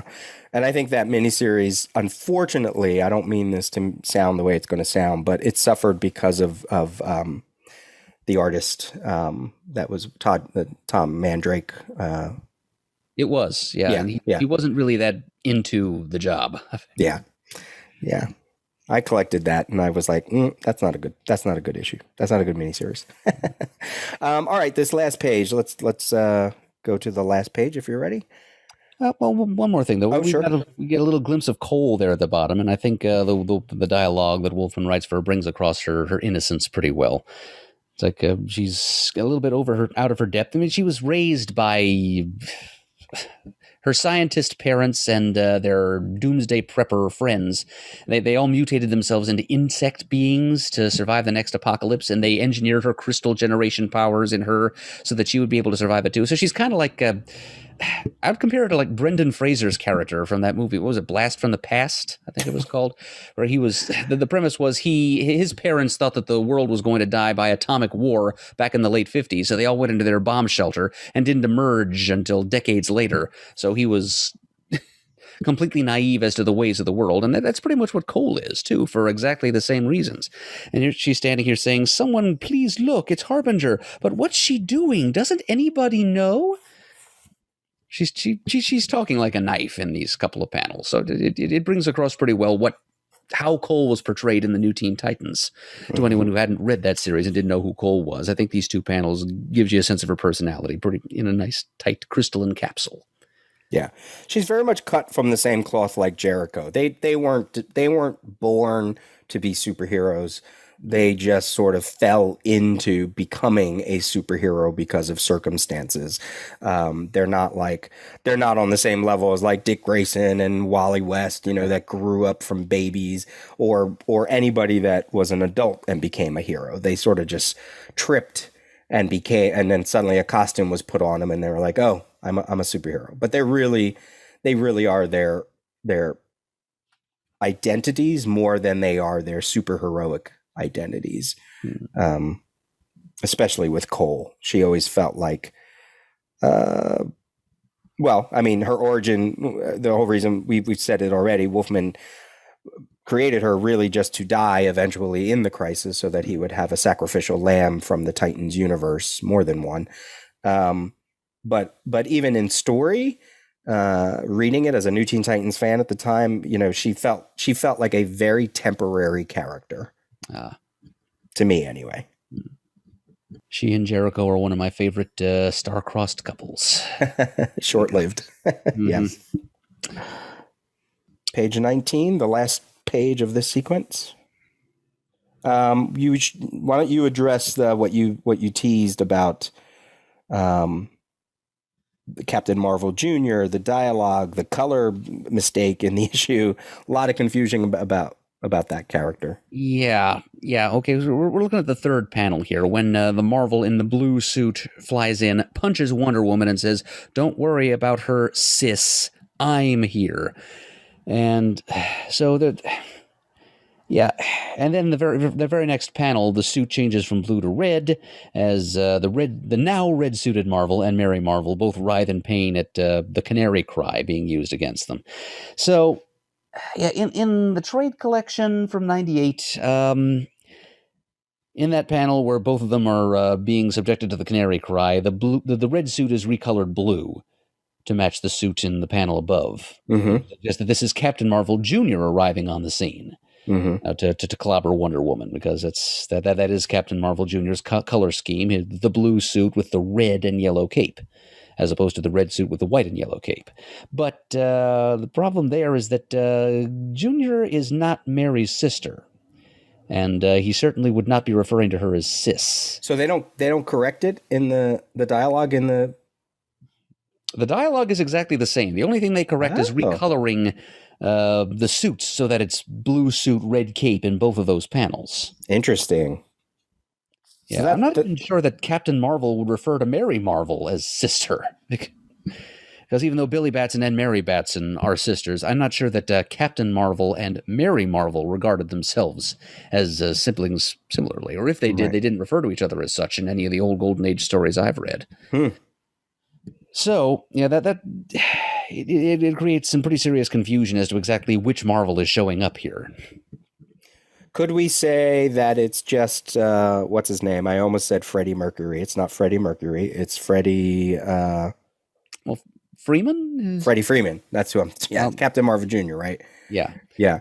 We could do that if we just mentally change the word sis to Mary. Well, what I'm saying is what I was going to say, I'm sorry, was could he be using lingo? Hey, sis. Hey there, sister. Yeah. I pull your fanny out of the fire. It's a mistake. It's clearly a mistake, right? I think it's just like we saw in the, when we talked about at the top of this episode, first of all, it has to be Captain Marvel Jr. if you take away the dialogue, because why would you not show Captain Marvel Jr. in a scene on Earth S? You've already seen Captain Marvel. You see Mary Marvel. Heck, we see Uncle Marvel. So why would you not? That would be almost foolish, right? To not have, in fact, a reader that would know. And we've seen these characters just recently in sort of All-Star Squadron, leading up to in the past year or so or whatever it was. So why would you not go, oh, yeah, clearly it's Captain Marvel. You have to have Captain Marvel Jr. So that's why I think it really is a blunder that whoever's editing, which is Wolfman and probably Greenberger or whoever, were so overwhelmed by issue 6 that their eyes are blurry and they're just like, I don't even see mistakes anymore. Yep, that's exactly the case, I think. Yeah. So, yep, we'll just assume that is, in fact, Freddie Freeman, Captain Marvel Jr., and he's coming to Mary's rescue. Yeah, I don't think any romantic inclinations between the two were ever hinted at prior to this point. They were in Ordway's series in the 90s, The Power of Shazam, that you were talking about. But yeah, so he's they're just kind of since Freddy's an orphan, they're all orphans really. So I think he just kind of invited himself into their little family, both as in their powered identities and out as a third sibling in their little group. So maybe that could explain the cis. Right. We had to. And just art-wise, Perez is clearly drawing this character in a much slender way than he does Billy Batson or Captain Marvel in the previous pages, which is much bulkier, has more muscles. This character is, when he's being attacked by Black Canary, there's very little muscle delineation in the costume. It looks like a younger character. So in Perez's mind, it feels like it also is Captain Marvel Jr. Yep, looks younger still in the panel above versus Wonder Woman. Mm-hmm. Yep, I see your point. And then there's Uncle Marvel. Lest there be any doubt, Uncle Marvel, in pre-crisis reality, had no superpowers. He was just a lovable old fraud in a homemade Marvel suit who showed up on Mary Marvel's doorstep one day, pretending to be her long-lost Uncle Dudley. He was kind of a W.C. Fields riff. He was they referred to him repeatedly as a lovable old fraud who pretended to be a part of their family, even though he most likely was no blood relation to them whatsoever. He pretended to have Captain Marvel powers, although he definitely didn't. He just wore tearaway clothing with his Captain Marvel suit underneath it at all times. And whenever he was asked to go into battle and use his powers to help the Marvels fight crime, he would take a rain check claiming that his Shazam Bago was acting up. So he would often say the word Shazam and not transform. The Marvels were very much wise to his chicanery, but because they could see that he had a heart of gold. And at one point, he started up a not-for-profit organization called Shazam Incorporated, where he accepted honoraria from civic governments and whatever for the good deeds that the Marvel family did. But he didn't keep any of that money. He funneled it towards legitimate charities, and so for that reason, the Marvels were like, "Okay, we'll let him pretend that he's a member of the Marvel family. We'll even let him wear the suit and come with us on adventures sometimes." So that's why Changeling is having such an easy time restraining him as a boa constrictor here. If Uncle Marvel were a real Marvel, if he actually had the power of Shazam, he would be ripping poor Garfield apart coil from coil right now. But no, he's just a normal, overweight old gentleman in a Marvel suit. That's all Uncle Marvel ever was. And we should talk about Mary Marvel, which we haven't. If you needed any more sort of evidence that this is all sort of based on, or you could make the argument that they're based on the larger Superman family, a Superman, a Supergirl, and a Superboy. It's right here on the page, but also kind of speaks, if we use it as sort of hindsight, the notion that Morrison would eventually talk about, which we mentioned last episode, the notion that all of the multiversal Earths are variations of, number one, either Superman, or number two, the Justice League in a larger fashion. And clearly that was something that, the whole Shazam family being sort of just a parallel to the Superman universe, something that's been going on since 19 whatever, but also in a larger multiversal sense. It's kind of like a template. Yeah. So it should be pointed out that the Marvel family existed long before there was a Superman family. That's true. That's very true. Superboy didn't come along until like 1949, I think, and Supergirl until the end of the 50s, I believe. Yeah. And Mary and Junior, they were around since World War II, the early 40s. Mm-hmm. So in many ways, that's probably DC ripping off the competition. Yes, and then turning around and accusing the competition of ripping them off. Yeah. Comics. I do love the notion, though, and I know it makes sense story-wise, that Supergirl is the one that's going up against Captain Marvel, and Wonder Woman is the one that's going up against Mary Marvel, where you would think, parallel-wise, you would think it would be the opposite way, in terms of status or whatever, right? But Maybe, this, but technically, as a Kryptonian, pre-crisis Supergirl was more powerful than pre-crisis Wonder Woman. oh, you think? I think, yes. Interesting. I would have to read that Superman versus Wonder Woman tabloid, which I do have. I still haven't read it, though. But that took place on Earth, too. Right, because it was the World War II version of the character. I guess it was around the same time that the Wonder Woman TV show was going on in its first iteration. Yeah. That we were getting all these 1940s set Wonder Woman stories all of a sudden. I mean, to your point, I did write in my notes, and to the point that we topped off at the top of this episode about Chris Beckett's email about not using the big characters. I mean, that's clearly in play right now. Wolfman is going to use Supergirl because he knows what's going to come in issue 7.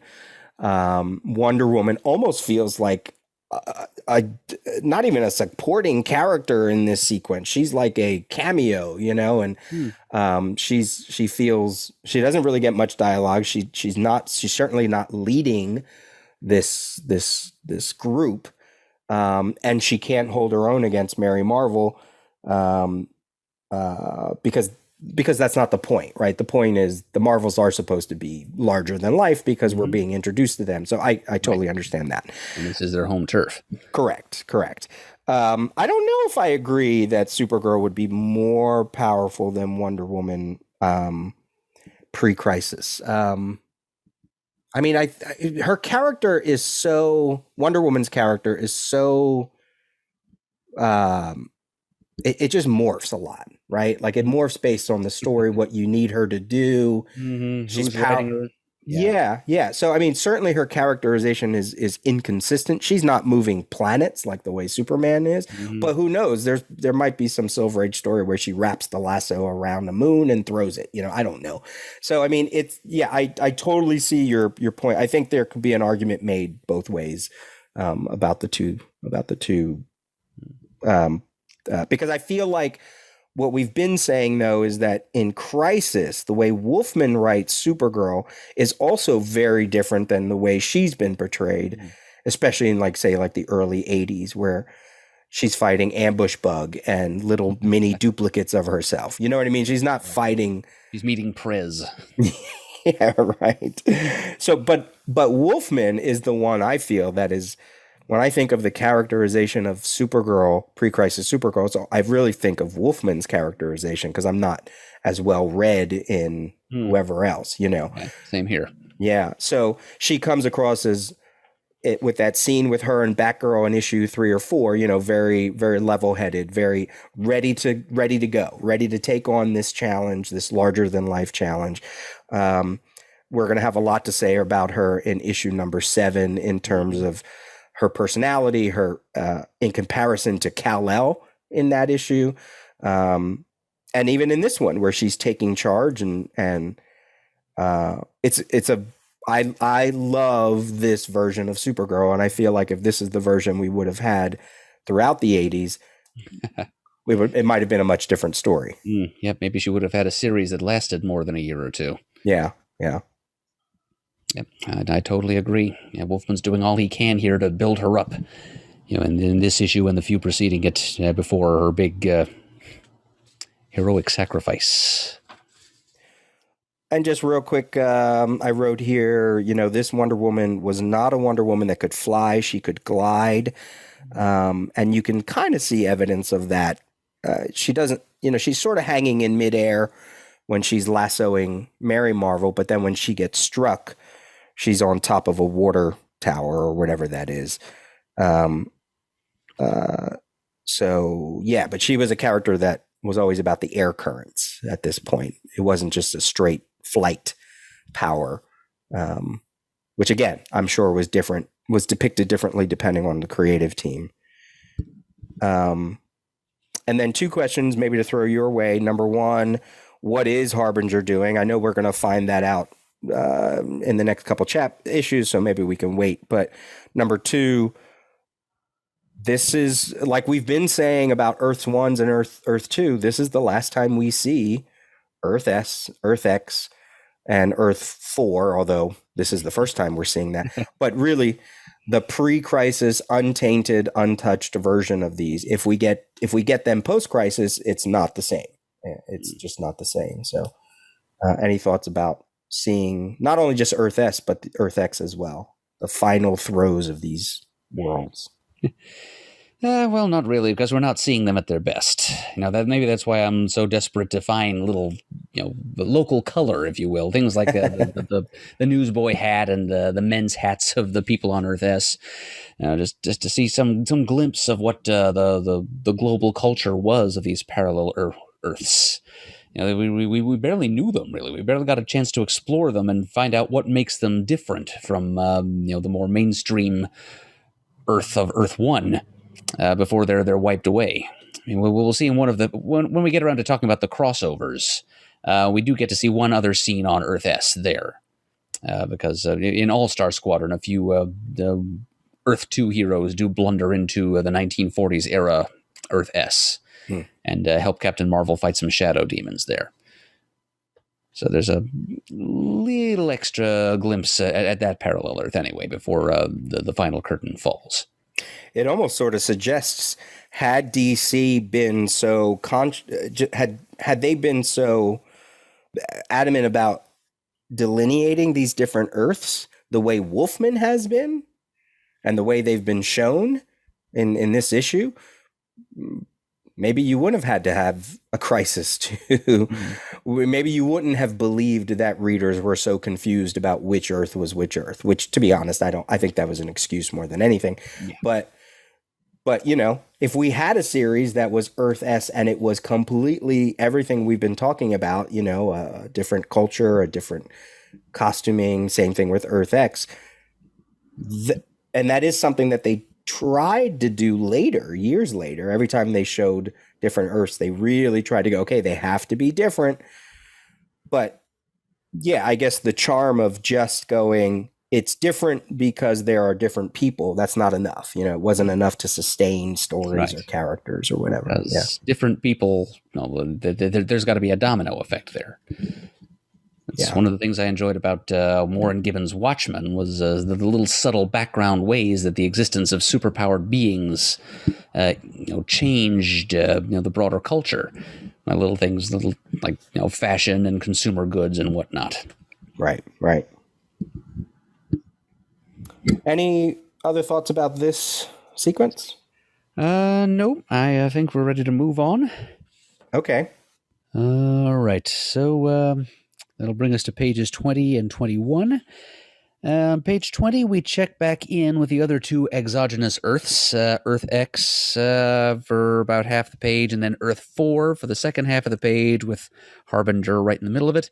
And then we get to Harbinger in a big way on page 21 as all the different heroes battling on Earths 4, X, and S pause for a moment as they become conscious of the universes containing them being sucked right out of what's left of the positive matter universe through Harbinger's giant energy manifestation and into the Netherverse, where they join Earths 1 and 2 in very tentative, fragile safety, and Psycho Pirate senses them being ripped from his grasp. His 3 universes worth of playthings, trillions upon trillions of emotions to manipulate, and suddenly he's got none. One gets the impression he's going through a bit of withdrawal. And then we get one more image there on page 22 of Harbinger, just kind of sealing the portal, using the last of her energy to see those 3 universes safely into storage for the moment. And then she kind of burns out. And at the top of page 23, we see her kind of coming to as Lila, no longer in possession of her Harbinger powers or identity for the moment. Which leaves us with just her and Alex Luthor standing on a chunk of rock in space, looking down at their handiwork. Yeah. Let's take it up to that last where the first three panels on page 23. Harbinger is simply no more. I think that might be a good wrap up of what we've been talking about, at least to this point. And in my head, that sort of is a nice breaking point, and then it becomes the rest of the issue. For my notes anyway, that's kind of how I took it. So, we've been talking about parallels in issues 5 and 6, parallels that also match up with issues 1, 2, 3, and 4, where Earth 1 and Earth 2 got zapped up into the Moderner's essence, and now we have Earths X, S, and 4 getting sucked into Harbinger's quote-unquote essence. Oh, yeah. That parallel is legit, to be sure. Yeah. Okay, so page 20. Let's see. I have just a few little things here and there, and then if there's any larger point. I love the notion of a patriotic character versus a patriotic character of Uncle Sam and Steel going up against each other. Not just that, it's two manifestations of 70s nostalgia for 40s patriotism. As Uncle Sam was brought back in the 70s as part of the Freedom Fighters, and Steel, this version of Steel, is the grandson of the original Steel the Indestructible Man, who was created in the 70s as a figure of like 1940s wartime nostalgia. So yeah, that's in my notes too. It's cool to see these two face off for that reason. And that third panel there is just such an Ordway panel. It's Perez drawing it, but Ordway's inks really make it his own. That's one of the strongest signs of Ordway's presence as inker in the whole issue, in my opinion. And it's kind of ruined in the recoloring for the trade. It gets all blocky and heavy. Yeah. Loses some of Ordway's subtlety. And also the notion that Uncle Sam could even be hurt by Steel. Uncle Sam, in my mind, is always feels like he's portrayed in many instances as larger than life, and with powers that fluctuate again, like we've been talking about, depending. So for just regular old Steel to hurt him here feels like okay, I see what Wolfman is going. He's real more interested in sort of like the down to earth, almost like a real superhero as opposed to a larger than life concept for Uncle Sam. Yeah, a couple things there. I mean, he's most interested there, I think, in reminding the reader of Steel's power set. That Steel is a cyborg. He's not just a guy in a suit. And also, you could chalk up Sam's diminished power here, which allows him to feel punching Steel's metallic face here to the fact that he's as strong or as weak as the American spirit is at any given time. And, here, under the influence of Psycho Pirate, and also gripped by, even without Psycho Pirate's influence, the United States would have a very strong sense of itself in the face of the imminent destruction of not only the planet it's on, but the universe it's in. So what does the United States even mean in the face of all that? So, yeah, Uncle Sam is probably a rather small fraction of his full power right now. To be fair. I like that. No, I like that. That's great. I love that. And speaking of Steel, just his opening scene, right, when he's just swatting aside random civilians and he's saying Steel's had it up to here. Love when a character talks, about themselves.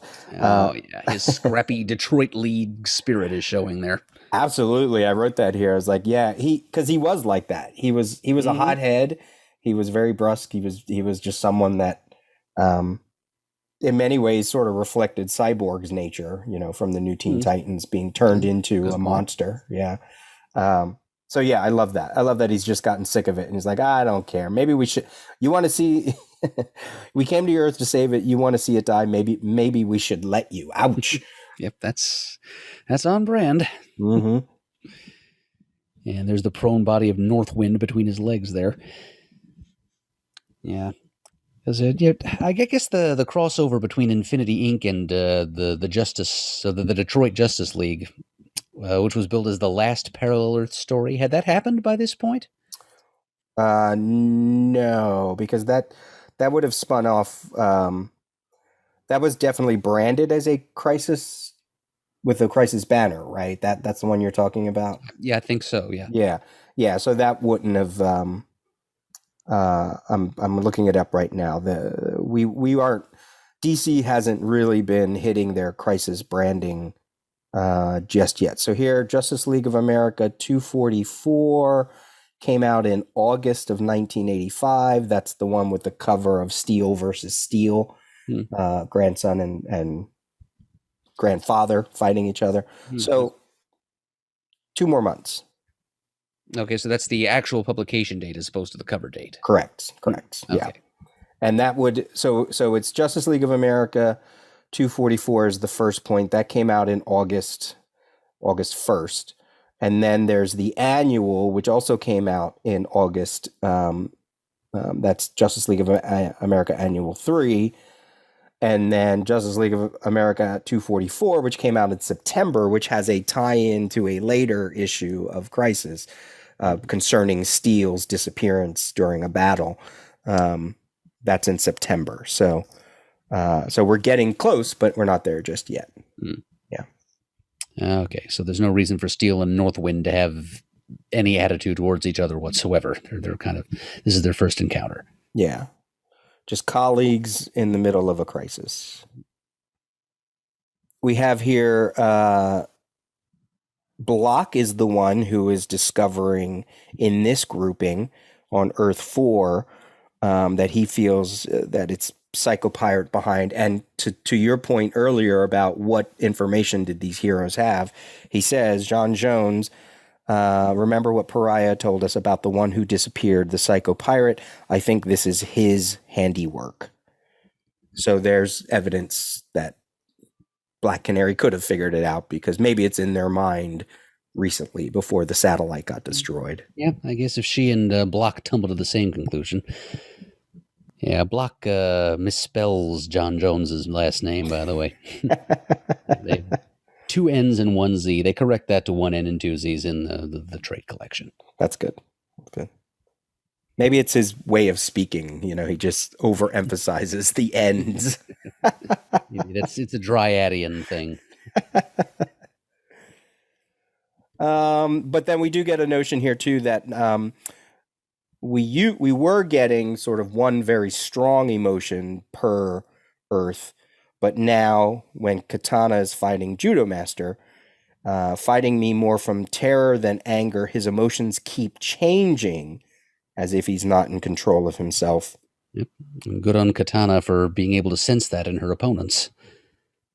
I think that would be consistent, right? You know, we've already seen Psychopirate kind of struggling to control these worlds.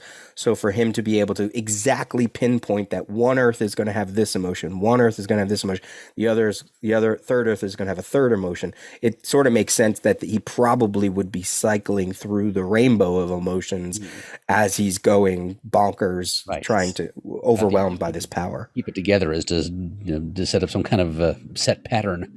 Yeah.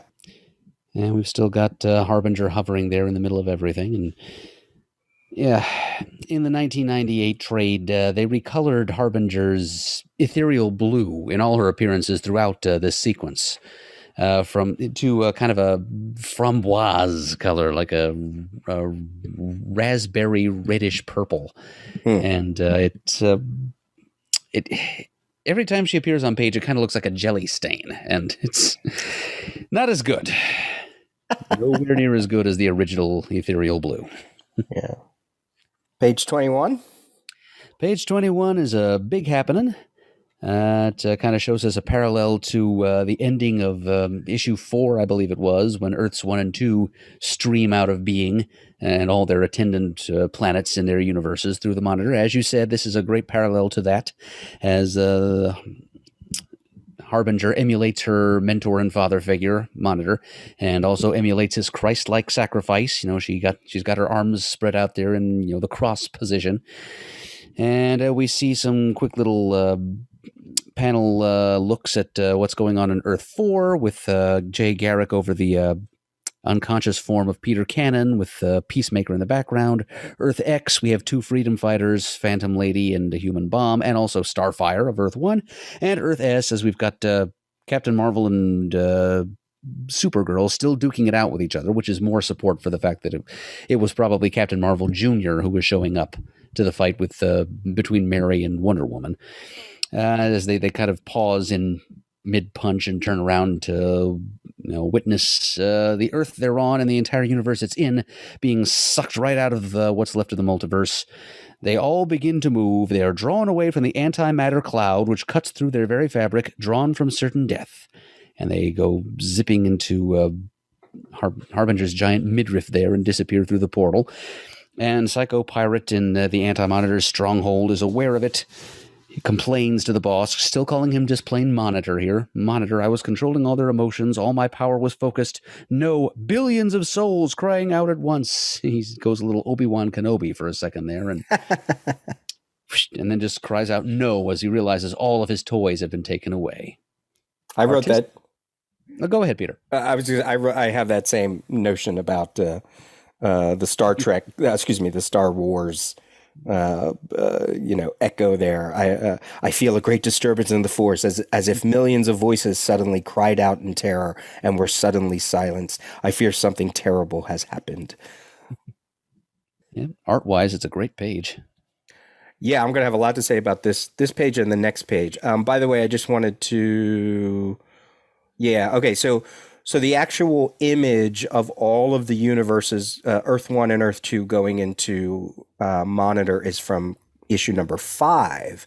We saw their destruction in 4 and the black cloud, the antimatter, the blackness sort of taking over the white. But we really got that in issue number 5. I want to check again at the end of 4, just because I want to see the artistic parallels. I want to see how that's. So we saw Monitor talking to Pariah in 4. There was all this destruction. Harbinger kill. That's right, because Harbinger has to kill Monitor for his energies to actually be activated. And okay. So you're thinking of the top of page 4 in issue number 5? Correct. When the Monitor's pre-recorded message is explaining what happened, and that's where you actually see the outline of his body. Correct. The two universes go. Yeah, I was thinking of the end of issue 4, where you just see the contents of the two universes streaming away into something. Okay. Yep. And then it fades to white, and then the black vapor comes in, as you said. Okay. Yeah, I like the parallels though that Perez is drawing here. He's making sure to, because we've been talking about that. There's crisis language. There's also crisis visual language that is being created. Definitely. Yeah. So, and there's something to be said. I like that you brought up the Christ, the crossing of the arms being outstretched, but also just this notion that all these universes are going like pretty much to her womb, I guess you could say. If you want to get. Excellent point. Wow. It certainly, you can certainly read it like that, I guess. Uterus of infinite Earths. Oh, stop. Do we believe Psycho Pirate? All my power was focused. Do we believe him? He probably thinks it was, but only as much of his power as he was able to focus without going insane. Yeah.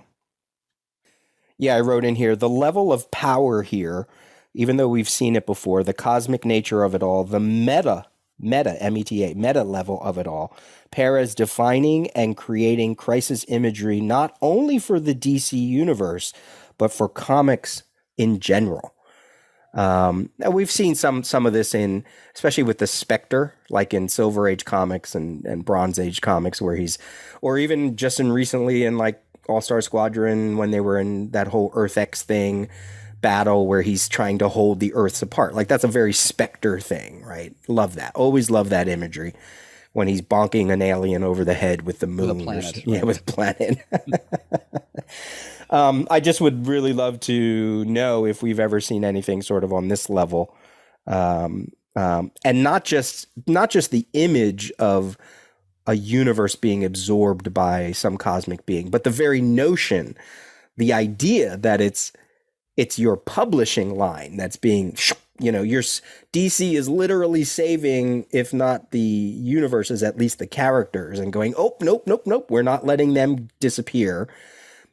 There are three characters. Yeah, that's okay. We'll get them back somehow. The the later on, Green Arrow of Earth 2, nobody really cared about him. But these, we can make some money off of these. So the idea that they're saving them, as you often talk about, the Anti-Monitor being a stand-in for larger publishing ideas, it's like, here's like I love the meta stuff that's going on here for business in the ways that it's sometimes inimical to art and storytelling. Yeah. And I also wrote another note here. So even though the antimatter cloud was eating away at universe after universe, in fact, I think we even got imagery earlier on that by the time the antimatter cloud got to Earth, there was nothing else left. Like Earth was like the center point of, once Earth went, that meant the whole universe was done, right? Mm-hmm. What were you going to say? Were you going to say anything? No, just agreeing. Well, yeah. Well, Wolfman a couple of times refers to Earth as the crux point of whatever universe it's in, with the possible exception of the Earth 1 universe, which has Oa in it. But yeah, and Jeff Johns would then build on that a lot in some of the crisis level stories he would tell. Yeah, decades later. So what does it say about? Should we just chalk it up to a little bit of comic book science that she's pulling these universes? But technically, these universes should be gone. It's a notion that I didn't even think about when we saw the Monitor do it. I mean, if we're just down to Earth, is she saving Earth? No, she's saving the entire Earth X universe. Yeah, but it's been eaten away by then. So not only are they saving it, they're almost correcting or restoring. I mean, really, right? If we want to get technical. Well, maybe Earth of any given universe contains the entire genetic memory of the rest of the universe, and as long as you save Earth, you can make a copy of. You can take it. It's like the flash drive that contains the entire code. And I see that. I can see that. I mean, isn't that what Morrison's idea about the that the prime Earth is the only one down on the bottom. And then all the multiverse sort of goes up like in a triangle. So like if you destroy that one, it's almost like Jenga, right? If you destroy the main one down at the point, they all topple. But if you go up above and you just sort of knock out those Earths, the whole thing doesn't necessarily fall. But that bottom one, boom, you take that and it's gone. So I mean, I guess it could be that kind of thought process. I don't know. I mean, I'm thinking way too much. But when you have the visual of all these universes, all these planets, but really, how many of them would really have survived to this point? Yeah, I gotcha. But still, great page, and for Perez to have to go, okay, what is this going to look like? Well, that's a pretty good example of what that would look like. And then another big Harbinger-centric image on page 22. Just the silhouette of Harbinger in the middle of a big cosmic energy storm, lots of nifty strobe effects around her, which looks completely different, by the way, in the trade collection than it does in the issues. It's like a completely different pattern of circles overlaid over Harbinger in the middle there. And the text is, 2 Earths had been previously saved from imminent destruction. 3 more now join them. And Harbinger, given great powers by the man she was forced to kill, Harbinger is simply no more. It continues on page 24. Or 23, excuse me. Yeah. Fading away, just like people who get killed in the antimatter cloud, similar to that, where, again, if you want to talk about like original art and the meta concept of many artists drew blue line, there were people who drew in blue and then they would either pencil or ink over the blue line.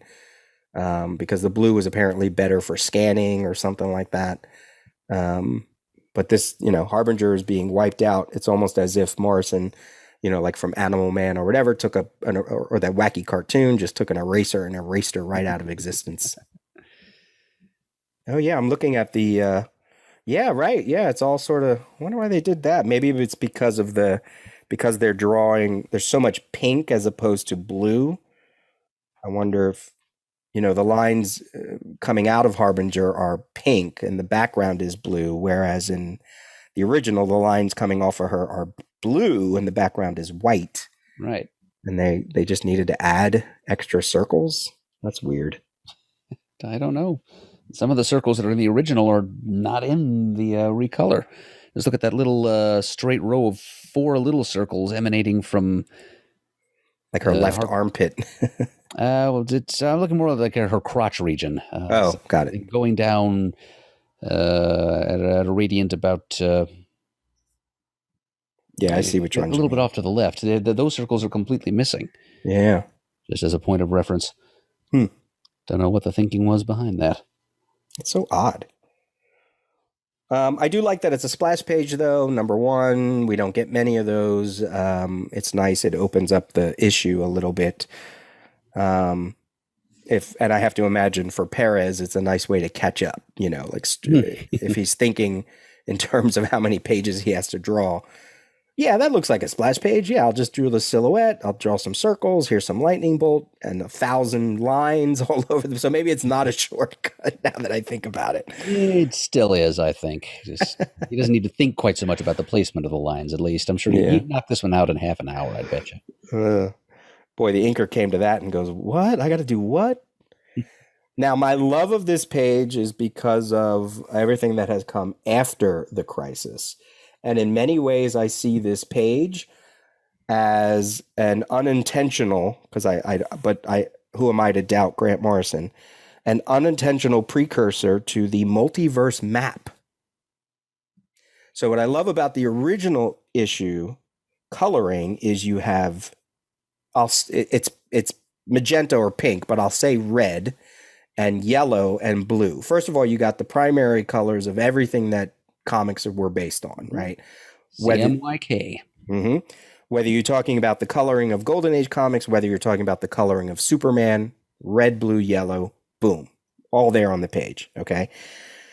You have the separation in the original of the bluish area around, and the circlets around Harbinger, the lightning bolts, and then the stuff outside of the lightning bolts.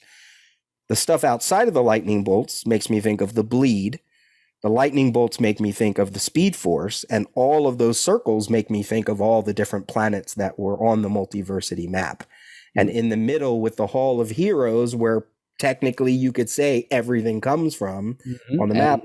Where like a ghost of Harbinger still holds sway, like an AI based on her personality and likeness. Right, there she is, right in the middle of this image. So I only came up on this notion, as I was prepping for this episode, weeks ago, whenever it was, we did the first one.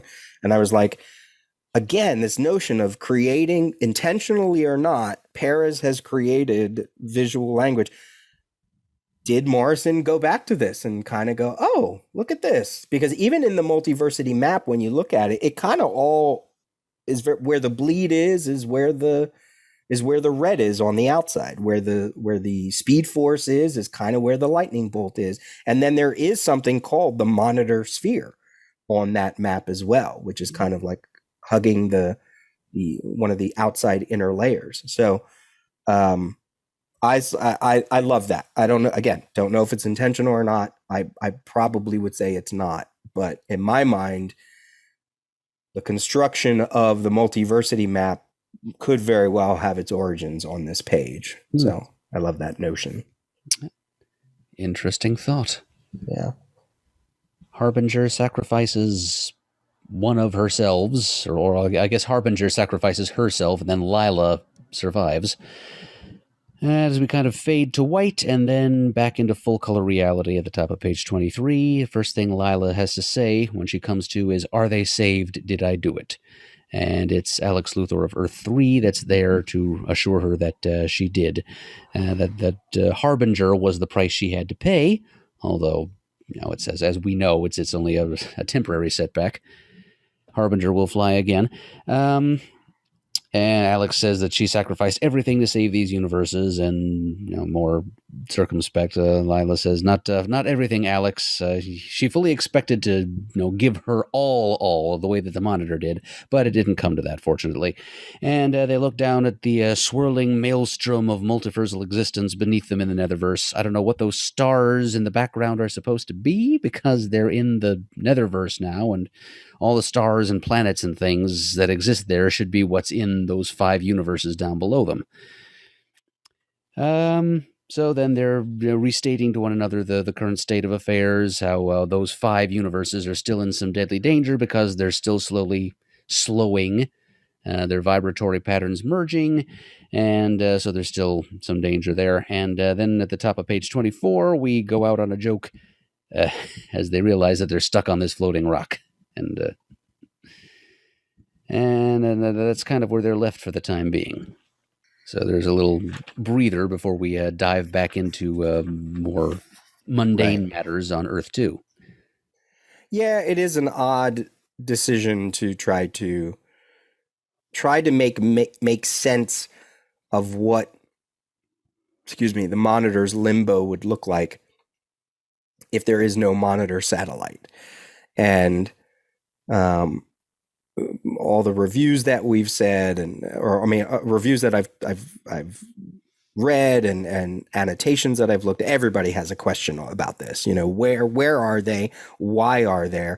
Now I'm looking at a page in issue 5 after the really big scene on the satellite where Alexander Luthor, is trying to say, look, we need a decision. And then Superman of Earth 2 says, maybe I'm wrong to talk for everyone, but let's go back, send us back, and we'll decide. And then there's a panel of the Monitor satellite encased in white, sending a beam out, sending people, to go look at what's going on down on all the Earths 1 and 2. But the white surrounding bleeds into space, right? It's as if we're going from the Netherverse to whatever these universes are. So I'm wondering if in Perez's mind, maybe the idea of the Netherverse was really just where the Monitor satellite was, and then everything and then as kind of like a magnet, all the universes are sort of swirling around it, But now the satellite is gone, so then that white Netherverse maybe it's not there anymore, and that's why they're on a planet, and then they're just sort of surrounded. I don't know. It's trying to make sense of something that I think Perez it just got away from him, and he just kind of forgot what he was doing and went ahead and drew your standard outer space starscape scene. Right. Because now we got 5 universes instead of 2. What the heck does that look like? Who knows? Lila thought she would be killed by the sacrifice. Sort of makes sense because that's what happened. Well, no, it didn't happen to the Monitor. She killed the Monitor, and that freed his essence. So almost makes you think, well, what happened? Well, she killed the Monitor, and she was going to kill herself. So, in a way, it is the same thing. Yeah, but I almost by Harbinger. I almost wondered if the Monitor knew that he had to die. I think he mentions that in that video recording. I think. Oh yeah. This was planned all along. Yeah. So one way or another, he would have to die. So I guess that must be why Harbinger thinks she was going to die. But she's really 2 people, not 1. So Harbinger did die, but Lila gets to live on. So I guess maybe she just assumed her Lila persona was also going to die. And why the Lila persona survived the destruction of the satellite. And, that there's a lot of questions that Wolfman's not interested in answering because it's comic books, people. We just saw 3 universe get sucked into somebody's womb, we can forgive, I guess, what's going on here. Of course we can. Yeah. I do love the shot of the 5 Earths. And this time the coloring in the collections, I actually do like the coloring choices they make. Oh yeah, like the little sgraffito effect in the overlap regions of the little 5-way Venn diagram they've got going on there. Right. Yeah, there's just something about it that the situation is better explained that way, that, because it's where they're crossing is where there's the most trouble. And I love the notion that now that there are more Earths, there's some sections that are not only just two Earths, but three Earths merging in some of those, as you said, Venn diagram things. So what the heck is going on that little, there's only like one or two of them where it's like three Earths are touching. And can you imagine what kind of chaos is going on in those scenes? That'd be great. But the other notion, the larger thought I had about this is the Earth One centric notion that once we get to post crisis, it really is Earth One that becomes the focus point. Mm-hmm. And all the other Earths get bled into it. And that is made example right here, because whatever middle Earth that is, which I'm going to just assume is Earth One, the other four Earths are getting closer and closer to it. And in my mind, that's what DC is doing. Mm-hmm. That's a very solid assumption. Yeah. The whole thing that Superman of Earth 2 and his cronies in Infinite Crisis were trying to do is take Earth 2 and put it in that central location. Right. Or at least that's what he thought was going on. Alex Luthor had other ideas, but that's Yeah. another story for another time. And speaking of Alex Luthor, I'm glad that we're seeing a little bit of tenderness from him here as he gets to be Lila's confidant and shoulder to lean on here as she recovers. And the same thing with the jokey panel at the top of page 24. How are they surviving out in space? Just more of the same questions. It's comic book logic. These are beings of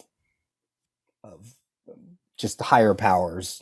Even Lila, to some degree, probably is more than human at this point. So it's like, who knows? And that's what we deal with. Mm-hmm. And she would almost have to be. Yeah, that's how do we get off this floating rock? It's like the end of an old TOS Star Trek episode where they ended with a laugh at Spock's expense or a wink or something like that.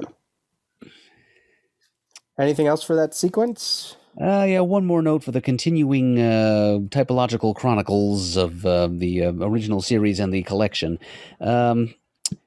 In the 1, 2, 3, 4, 5, I guess the sixth panel on page 23, when Alex Luthor is saying, "But they're still not safe. We have the same problem we had before," and Lila says, "Lord, I wish they were." In the collection, they amend that to say, "Lord, I wish they were safe," just to make Lila's meaning a little bit clearer there. Just to tell us what Lila wishes they were safe. She wishes the universes were safe. So, now that we've cleared that up, let's take a look down at Earth 2. A little scene that takes place here on pages 24 and 25, which will take us to the end of this issue.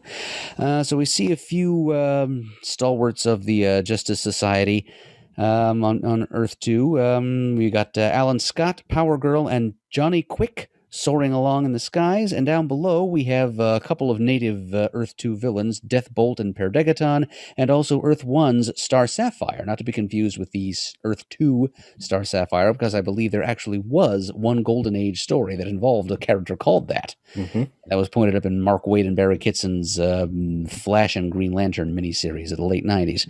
Anyway, the bad guys are running along the ground, Star Sapphire soaring slightly overhead, and the three heroes even higher than that, when suddenly the three villains disappear, and the three heroes stop for a minute and put their heads together to figure out what that means and why it's just the bad guys affected. And then we cut elsewhere on Earth 2 to the sickbed of Ted Grant, the original Wildcat, who is still recovering from the injuries sustained last issue, which ruined his legs. And then a young lady who's kind of been stalking him for a little while here actually ventures into his apartment and makes a bedside vow to him that she's going to matter and live up to the example she set for him as the new Wildcat, and that's, of course, Yolanda Montez. And we also get one last little glimpse of Lila and Alex Luthor on their floating rock, as they say to one another, "We wait here, Lila, and worlds are dying, and I wonder what I can do to stop it." And Lila replies, "Before he died, the Monitor said you had a destiny to fulfill. Trust him, Alex Luthor. Trust him. And between that and the $1 million debut of the new female Wildcat, that takes us to the finish line here. So there were some in the Crisis Index that we keep coming that I keep coming back to, that we both mentioned this episode. They think that the three villains are running from the heroes, that they're being chased by the heroes, but I don't get that notion at all. They're all working together. Yeah, I don't see that they'd be talking to one another if that were the case. Right. I mean, Star Sapphire's not hurling curses at the heroes. She's just like trading notes with them, basically. You can see it. The Earths are becoming more visible. And Alan Scott replies to the archenemy / love interest of his Earth One counterpart. I know, Star Sapphire. The question is, what can we do about... And then they vanish. He says, Great Scott.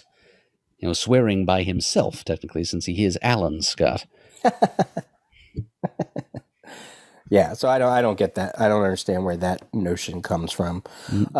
This is more evidence of the villain war that is building for Act 3, starting with issue number 9.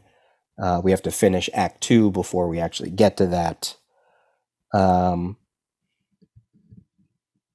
The Earths are becoming more visible. Johnny's comment to Power Girl, she didn't even... I thought that was an interesting exchange between Power Girl. This isn't the effect of the antimatter cloud. Something else is happening. I know that, Johnny Quick.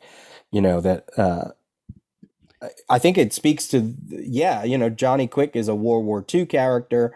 Power Girl was very much of the 70s, very strong feminist, power... character. So the two of them, I imagine, would probably butt heads, especially Johnny Quick, because he was such a, such a man. Right. So he's mansplaining right now. Yeah, right. I think after a decade or two married to Liberty Bell, he'd know better. But anyway, it's the oddest thing about that exchange to me is that she's referring to him by his full name, Johnny Quick, instead of just Johnny or even you jerk, Yeah, it's just, it kind of reads like an old Gardner Fox Justice League script where people are yapping to each other and calling each other by their full names. Does she know Johnny Quick? Would she have they had those crossovers yet that she's been involved? I guess so, right? I think Johnny Quick I'm pretty sure he was still around in like the 1980s present day Earth 2. I don't think he was used very much. Mm-hmm. But I don't think Roy Thomas wrote any stories specifically saying that Johnny Quick had died or something between like World War II and the 1980s. So yeah, I think she would know him. And even if not, it just doesn't feel really, it doesn't feel natural that she would say Johnny Quick instead of, something shorter. Although maybe it's because he calls her Power Girl. Power Girl, this isn't the effect. And she's like, I know that, Johnny Quick. Maybe she's throwing it back at him. Okay. Throw some ironic quotes around it. Right. Okay, that works. That's funny.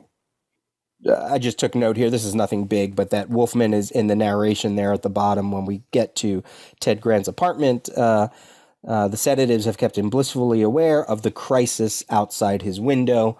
I always love when the word crisis gets used in the actual book itself, Whether, it could be, it's two things. It's a literal crisis, and yet it is the crisis, so I like that. It's both a lowercase and an uppercase C crisis. Yeah. Yes. Yep, so another glimpse of the how Ted Grant lives in his apartment there, and Yolanda, goes from, introducing herself to him in issue 5. Wolfman is slowly catching on to Roy Thomas's notes that Yolanda Montez is actually Ted Grant's goddaughter and has known him since she was a little girl and loves him dearly. Here she is murmuring over his deathbed about the destruction of his legs, and there's a little footnote to remind us that happened last issue. Not even sure if that's strictly necessary at this point. But, and she says that they need Wildcat, Ted. And I've decided to make sure that they have one. What do you think of this ending for this issue? No, just the panel of her standing there on the rooftop with a pterodactyl in the background. Yeah, like we've just went through these whole 3 Earths We're saving the 5 planets, like what, and then this is what we get for the closing scene. This is the earth-shattering revelation of a new person putting on the cat suit to go out and punch people. Yeah. I see what you mean, Peter. It's yeah, not the best scale on which to end the issue. I'll agree. Right. I think that's more what I was thinking. The strength of or the I mean I guess there's only so many, how many times can we end with an Earth's being eaten, or someone being killed, or someone being threatened to be killed, characters running headlong into the antimatter cloud. So, I mean, to a larger point, yes, it does make sense in a crisis level, because this is Wolfman's goal, right? He's going to fridge Ted Grant to bring about Yolanda Montez as Wildcat, like for the sake of diversity. Right. And to be fair, I mean, that is something that I assume Roy Thomas was planning to do anyway. We talked about that as well. Well, yeah. But I don't know that his plans involved crippling Ted Grant to bring about, but he definitely meant for Yolanda Montez to become a successor to him. Right. So to the larger crisis point, yes, this is something that the crisis was designed to do, bring about new characters, new legacies, new versions, whatever. And this is probably, outside of Dr. Light, the largest example of that to date. It's a pretty strong parallel, actually. Yeah. New female, non-white versions of previously white male characters. Yeah, and maybe there's something to be said about the background. Like if this was it is part 6, it's not like it's part 12, part 11, part 1. It's part 6. Okay. Yeah. And it's a little bit, if you look at it, maybe like if it was a TV show, you could hear the rumbling of this larger than life story of what Lila and Alexander are talking about the universe, and then this smaller personal story, to sort of say, here's from the street level versus the cosmic level, and the two of them mix. This is exactly what's going on, and rumbling, and then here comes a pterodactyl and lightning, and then it's like da da da da da, to be continued. Yep. But yeah, I agree. This probably would have been better placed a couple pages earlier than this. Right. Yeah, and this is kind of funny. As she continues to think to herself as she climbs up the outside of Ted's building, she's thinking, "You cannot know how much you mean to me, Ted, how much you inspired me, and you cannot know about my powers and what I can do." I guess my question is, why not? Why can't Ted know about her powers? Maybe she's talking in the past.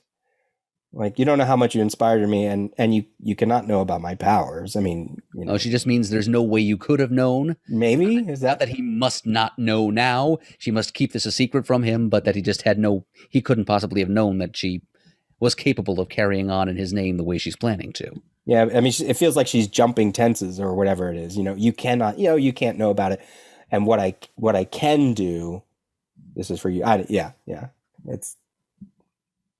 It's Wolfman trying to create an ending with that. I gotta write comics.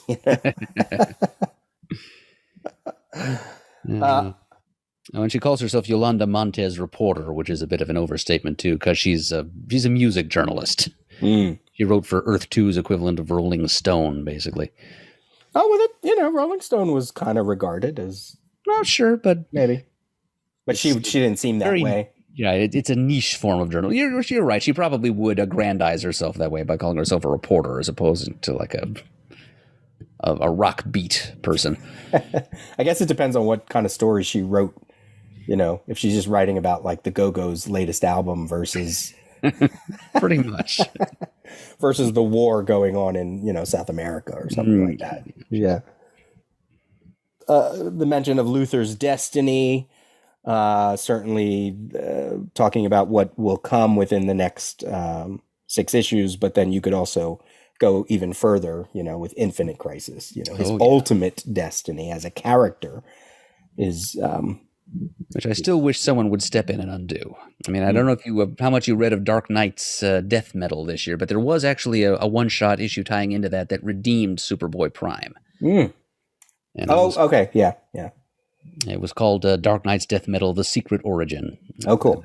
I would just kind of like someone to come in and do that for poor Alex, because I think he kind of got. I mean, I like the way John's used him in Infinite Crisis. I just didn't like the way he was so thoroughly villainized. Mm-hmm. It's again, that's something else we can talk about when we get around to talking about Infinite Crisis years from now. But at least now, this is the nice, sympathetic Alex Luthor. His destiny seems a bit brighter now.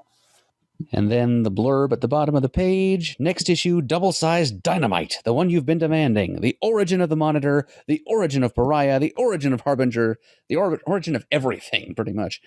And plus the shocking ending of the century. Be here. And on the letters column, they actually they show us the cover to issue number 7, right? I know. Spoils it. Sort of, right? Yeah. Yeah. I think it was the writing on the wall. That image showed up as a house ad in comics. It was sent to retailers as a poster, a retail poster. Everybody knew it was coming in one way or another, I think. And it almost makes you wonder, first of all, they're doing it because it's a double-sized issue. I doubt that they were like, wow, nobody's reading the Crisis. We better do a mid-series promotion boost, unless maybe by this time people were getting bored, but I doubt it. I can't imagine. Yeah. Well, to be fair, I'm sure there were some fanboys that were like, Crisis, it's 8 issues too long, Like, I think we read one of the... Oh, no. I think I read it was in a Legion of Superheroes Baxter issue where mid-Crisis was just going on and somebody was like, oh, these giant events with all these crossovers. God, there's so many. I'm like, it's the first one. You're already sick of it. Early to be jaded about it. Jeez. First crossover of this magnitude in history, and you're already burned out. I know. Jeez, come on, 80s people. I know. But yeah, so it's there. It's the classic Superman. You might have been comparing it to Marvel's Secret Wars, I guess. Maybe. Marvel did a 12-issue series, and now why does DC have to just copy what they're doing? Right. I wrote here, this is the letter column where the one person says, the conclusion is clear. The one letter writer, my friends, we face dark side. P.S. Who is the Monitor? Light side? Not terribly far off in the idea, the notion of comparing, but not, again, people just thought it was going to be dark side. Yeah, that's the idea was out there in fandom. The letter writer above that is begging them, please don't kill Crypto. I wonder what he thought of whatever happened to the Man of Tomorrow. Oh, one of the writers says that, it was rumored that Superboy and Supergirl were going to be done away with, again, pointing out that readers, if you were reading fan publications, you probably got the notion that this was going to happen. Yeah, but imagine if you weren't and just learned about it at the newsstand. Yeah. Must have been a shock. And that same person is already predicting the continuity issues that would arise from Superboy and Supergirl, being retroactively removed from the continuity. That was... And then how it does affect the Legion. Is that the one the Kent Phoenix one? Yep, who was a prolific letter hack. Letter columns a lot throughout the 80s and 90s. Oh, yeah. But he was among the first, I think, to realize the implications of that. I think he was more conscious of it than DC was at this point in the game. Which one is talking about Pariah? I think it's Thomas Marquardt at the top of the middle column. Oh, yeah. So Pariah as the reader, right? Is that? Yep. I Yeah. feel that the character Pariah represents me, the reader and longtime fan. He, like I, looks on with horror and sadness at the events that will change things forever. However, I do feel more secure than Pariah in the fact that the change in the DC universe is in competent hands. That whatever change happens will be for the best. Okay, so then showing some meta-awareness and meta-analysis of what's going on. Hmm. I thought that was a great letter. You Mhm. could tell these letters were snippets of longer letters, right? That's Oh yeah, the little ellipses at the beginning of each one. yeah, in case anybody is doesn't have this letter column, doesn't have the original issue, or if you saw it, that was the shorthand to say that there was much more being written, but they just wanted to snip it out. It's great that they included letter columns, Yep. because especially for this kind of event. Yep. As Marv says at the bottom here, we can't print all of the letters we've received on Crisis. That'd take a whole book itself. But keep writing. We love hearing your guesses and predictions. Yeah, we get a Alan May from Scranton, PA. Yay! Hey, hey.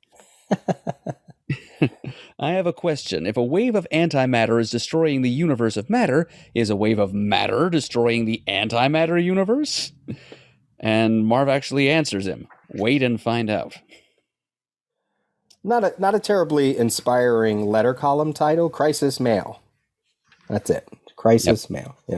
That's all you got. They weren't gonna try to come up with a contest to Well, yeah, name not for the. something that's only going to have, like, at most, like 8 letter columns. Yeah. Could have been a little more interesting. And then in the original issue, in the Meanwhile column, Crisis on Infinite Earths 6, the Charlton Heroes, Captain Marvel, the Freedom Fighters, and much more. Yep. They defining Earth 4 as Charlton Heroes as opposed to like action heroes or anything like that. Yeah. Yep, and also referencing Crisis, Losers Special Number 1. From the pages of Crisis, though not really, the story behind their tragic death. Mm-hmm. Yep, we'll get to that eventually.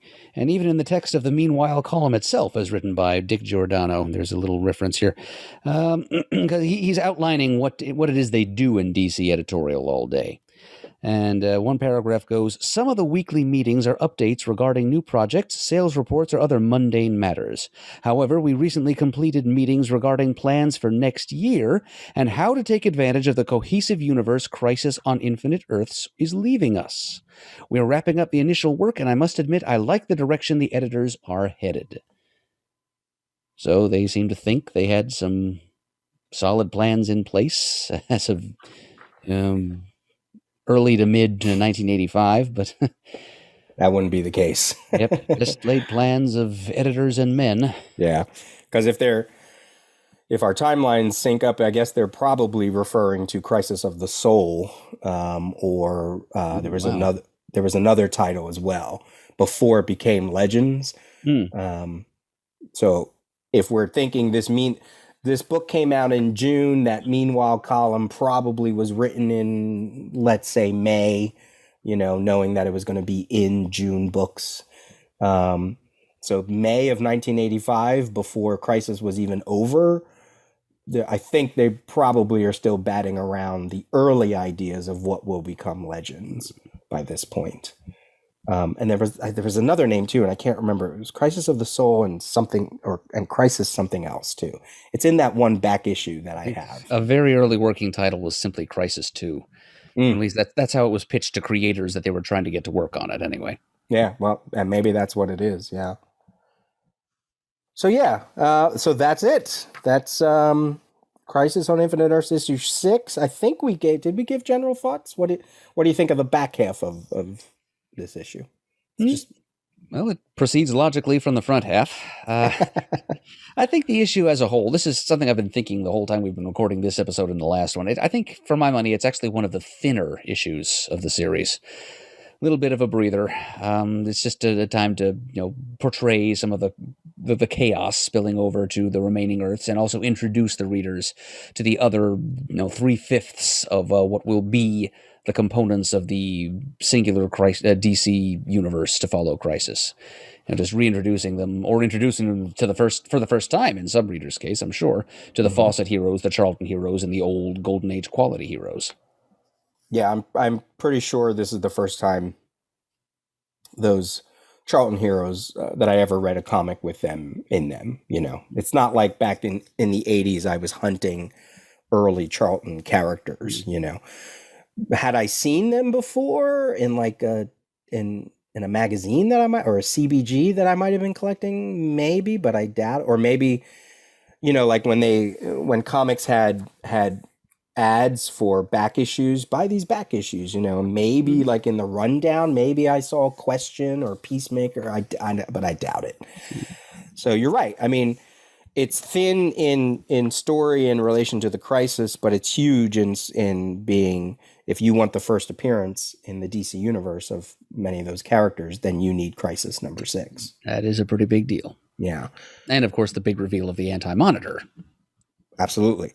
And I guess to be fair, they were showing up in Who's Who, though. Blue Beetle definitely.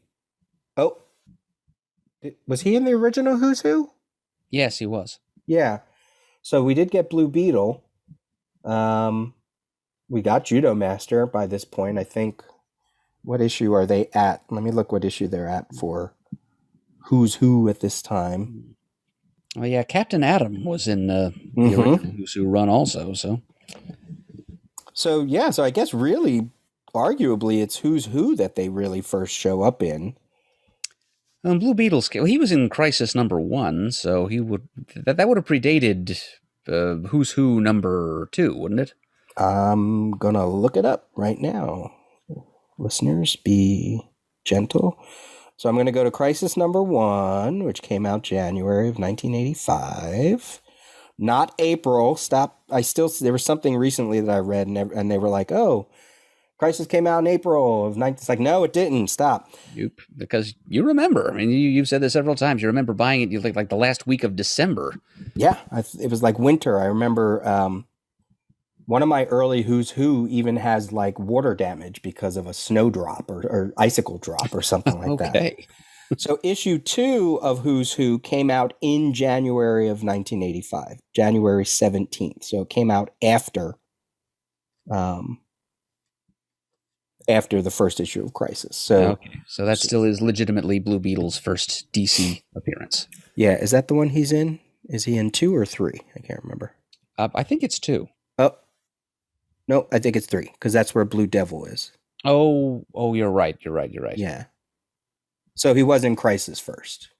Yeah. Okay, so that means Captain Atom would have shown up in number 4 of Who's Who. Correct. Prior to his appearance in Crisis. Yeah. Okay. Yeah, I also heard that too. Somebody they were talking about, the Who's Who omnibus just came out. I forget if we talked about it last episode. I don't think we did, but it's been discussed elsewhere. Somebody, I think it was our friend Chad Bokelman who posted a picture about it to the supergroup of the CGS supergroup on Facebook. Yeah. By the way, it was Chad Bokelman that asked that question: which is going to finish first, the time bubble or the Crisis? But somebody was talking about Who's Who, and they were like, "Oh, what a great series," and so I said something to the effect of,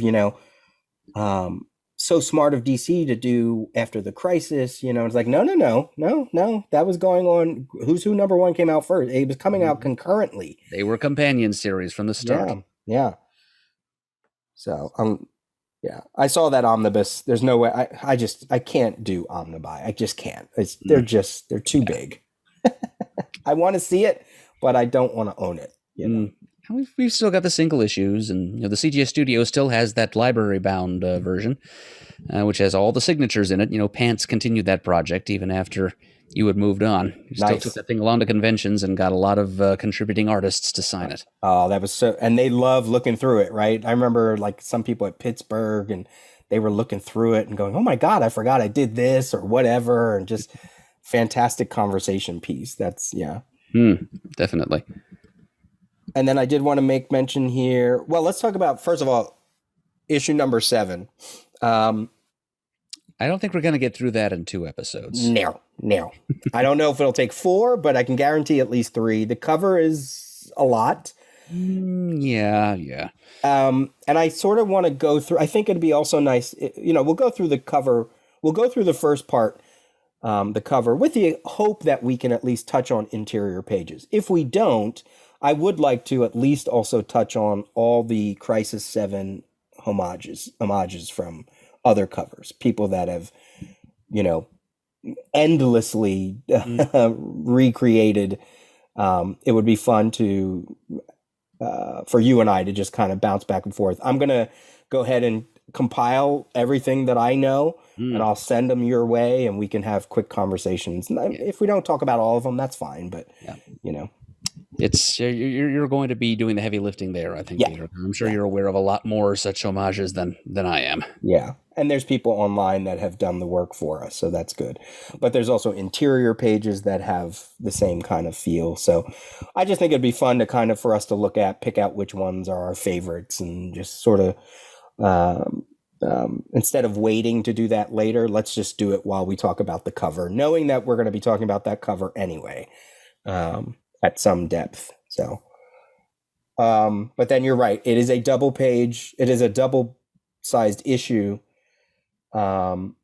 And it's going to cover a lot of stuff that Adam and I are probably it's going to cement a lot of our larger conversations. It's all going to come to play in that issue 7. So I can't wait for that.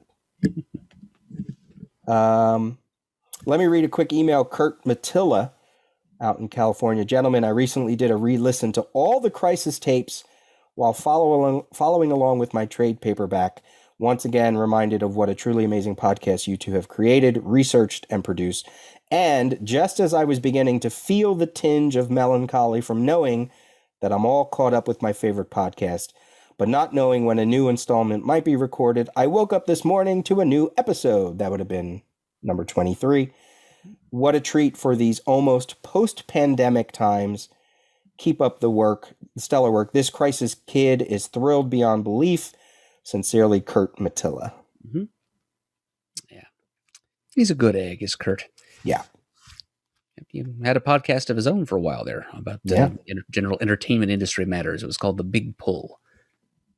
Love when Crisis kids read in. And you know, it's funny. I talked to a few people about 23. I mean, we only dropped it a couple episodes ago. And I'm like, you know, I would mention something. I said, you know, if you get to listen to it, like, oh, no, we already listened to it. I was like, geez, wow, they absorb this one quick. Well, we've heard from a few people who say that it's, just to go into feedback mode on the CGS forums, listener going by Alpine Maps, who has been a frequent commenter on the forums on our episodes there. He says that our podcast, The Crisis Tapes, is the only one, literally the only podcast that I will stop all other podcasts and let it jump to the top of the queue. So I guess he must not be alone in that if so many other people have gotten through all 3 hours of our last episode soon after it was released. Yeah, and that's great. Hopefully we're keeping, you know, you mentioned that this issue was a little thinner. So I'm hoping the conversation is still, you know, igniting imaginations. And it's still a pretty zesty broth, even when it does get thin. I say this with confidence. I love that. Anything else here? We've really hit this episode. Yeah. Well, a couple other things from the forum talk back here, just in the interest of feedback. Eric Nolan Wethington chimed in because we talked about the Freedom Fighters and all the other Quality Comics characters and how they were originally intended to be Earth X natives, and then Roy Thomas came along in All-Star Squadron and retconned them as Earth 2 natives who migrated to Earth X, which was bereft of its own superhumans, to help turn the tide of World War II there. Eric says, if I recall correctly, Roy incorporated the Quality characters under the Earth 2 umbrella for 2 reasons. One, because he wanted more female characters for All-Star Squadron, and he did give himself Phantom Lady and the Joan Dale version of Miss America by doing that. And 2, he thought Plastic Man was too important a character to ignore. And indeed, Plastic Man was one of the characters he used most heavily in like the first year or so of All-Star Squadron. Though in retrospect, he kind of feels he should have left them on Earth X and created new female characters instead. So there's a little more insight into the Earth 2, Earth X connection that Roy Thomas forged in his All-Star Squadron run. We did actually, every single Quality Comics character did finally find its way from Earth 2 to Earth X. That's depicted, including Plastic Man, in All-Star Squadron number 50, I believe it was. One of the tie-ins we'll look at soon. Yep. Yeah. So there's that. And Eric also goes on to say, I compared the Anti-Monitor to Tarkus, the half-tank, half-armadillo creature from the cover of the Emerson, Lake and Palmer album of the same name. He mentions that he thinks the Tarkus was named after the character Tars Tarkus, leader of the warlike Green Martians from Edgar Rice Burroughs' John Carter novels. So maybe the Anti-Monitor has relatives on Mars as a result of that. I don't know. We're just linking fancy unto fancy here. And also on the forums, Ian of Ian of CGS and Eric Wethington engaged in a bit of speculation based on you're wondering aloud about what Stephen King novels were like on Earth 3. And they went ahead and came up with a few. Apparently, Ian's just been obsessed with the idea ever since listening to the last episode. Apparently, on Earth 3, The Shining is about a family man who's crazy about bringing a crumbling old hotel back up to code. And The Green Mile is a children's book about a gentle giant of a man who befriends a little mouse. Cujo, it's basically Beethoven. And Eric joins the fun by saying that Maximum Overdrive is basically Pixar's Cars, but with 15-wheelers. You see what you've started, Peter? I neglected to mention, we talked about Chris Beckett sending in that feedback about the Marv Wolfman interview. I neglected to mention, go check out warrior27.net, because Chris and others are also doing their own crisis look called Crisis Counseling, which I think I've seen that title before for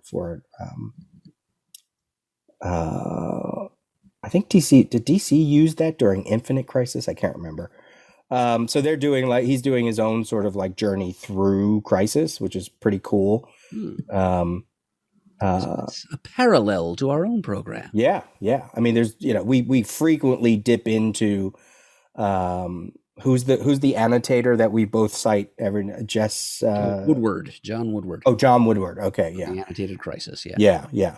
And there's some others online too that we have used, and certainly the Index and the Absolute and stuff like that. So this has been Chris's journey has also been great using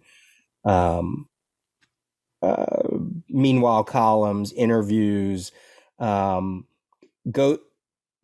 He also goes into the larger DC universe, into their titles. So for instance, for week 2 with Crisis number 3, he'll also look at the other books that are going on at the time, to see what kind of Crisis related stuff is in there. So it's just, again, it's one more journey into the Crisis. Love that people continue to find new things with it as we do.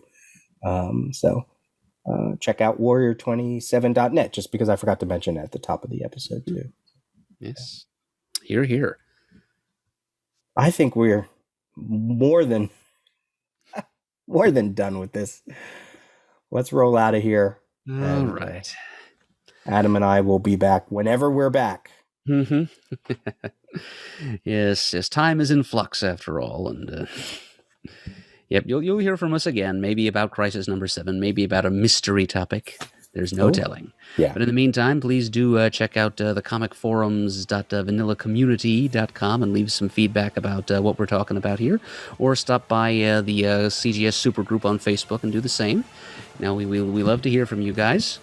Was to tailor our approach to give you the Crisis reading and listening experience you've been longing for. And just keep watching the skies for those white walls, and we'll talk to you when we talk to you. See ya.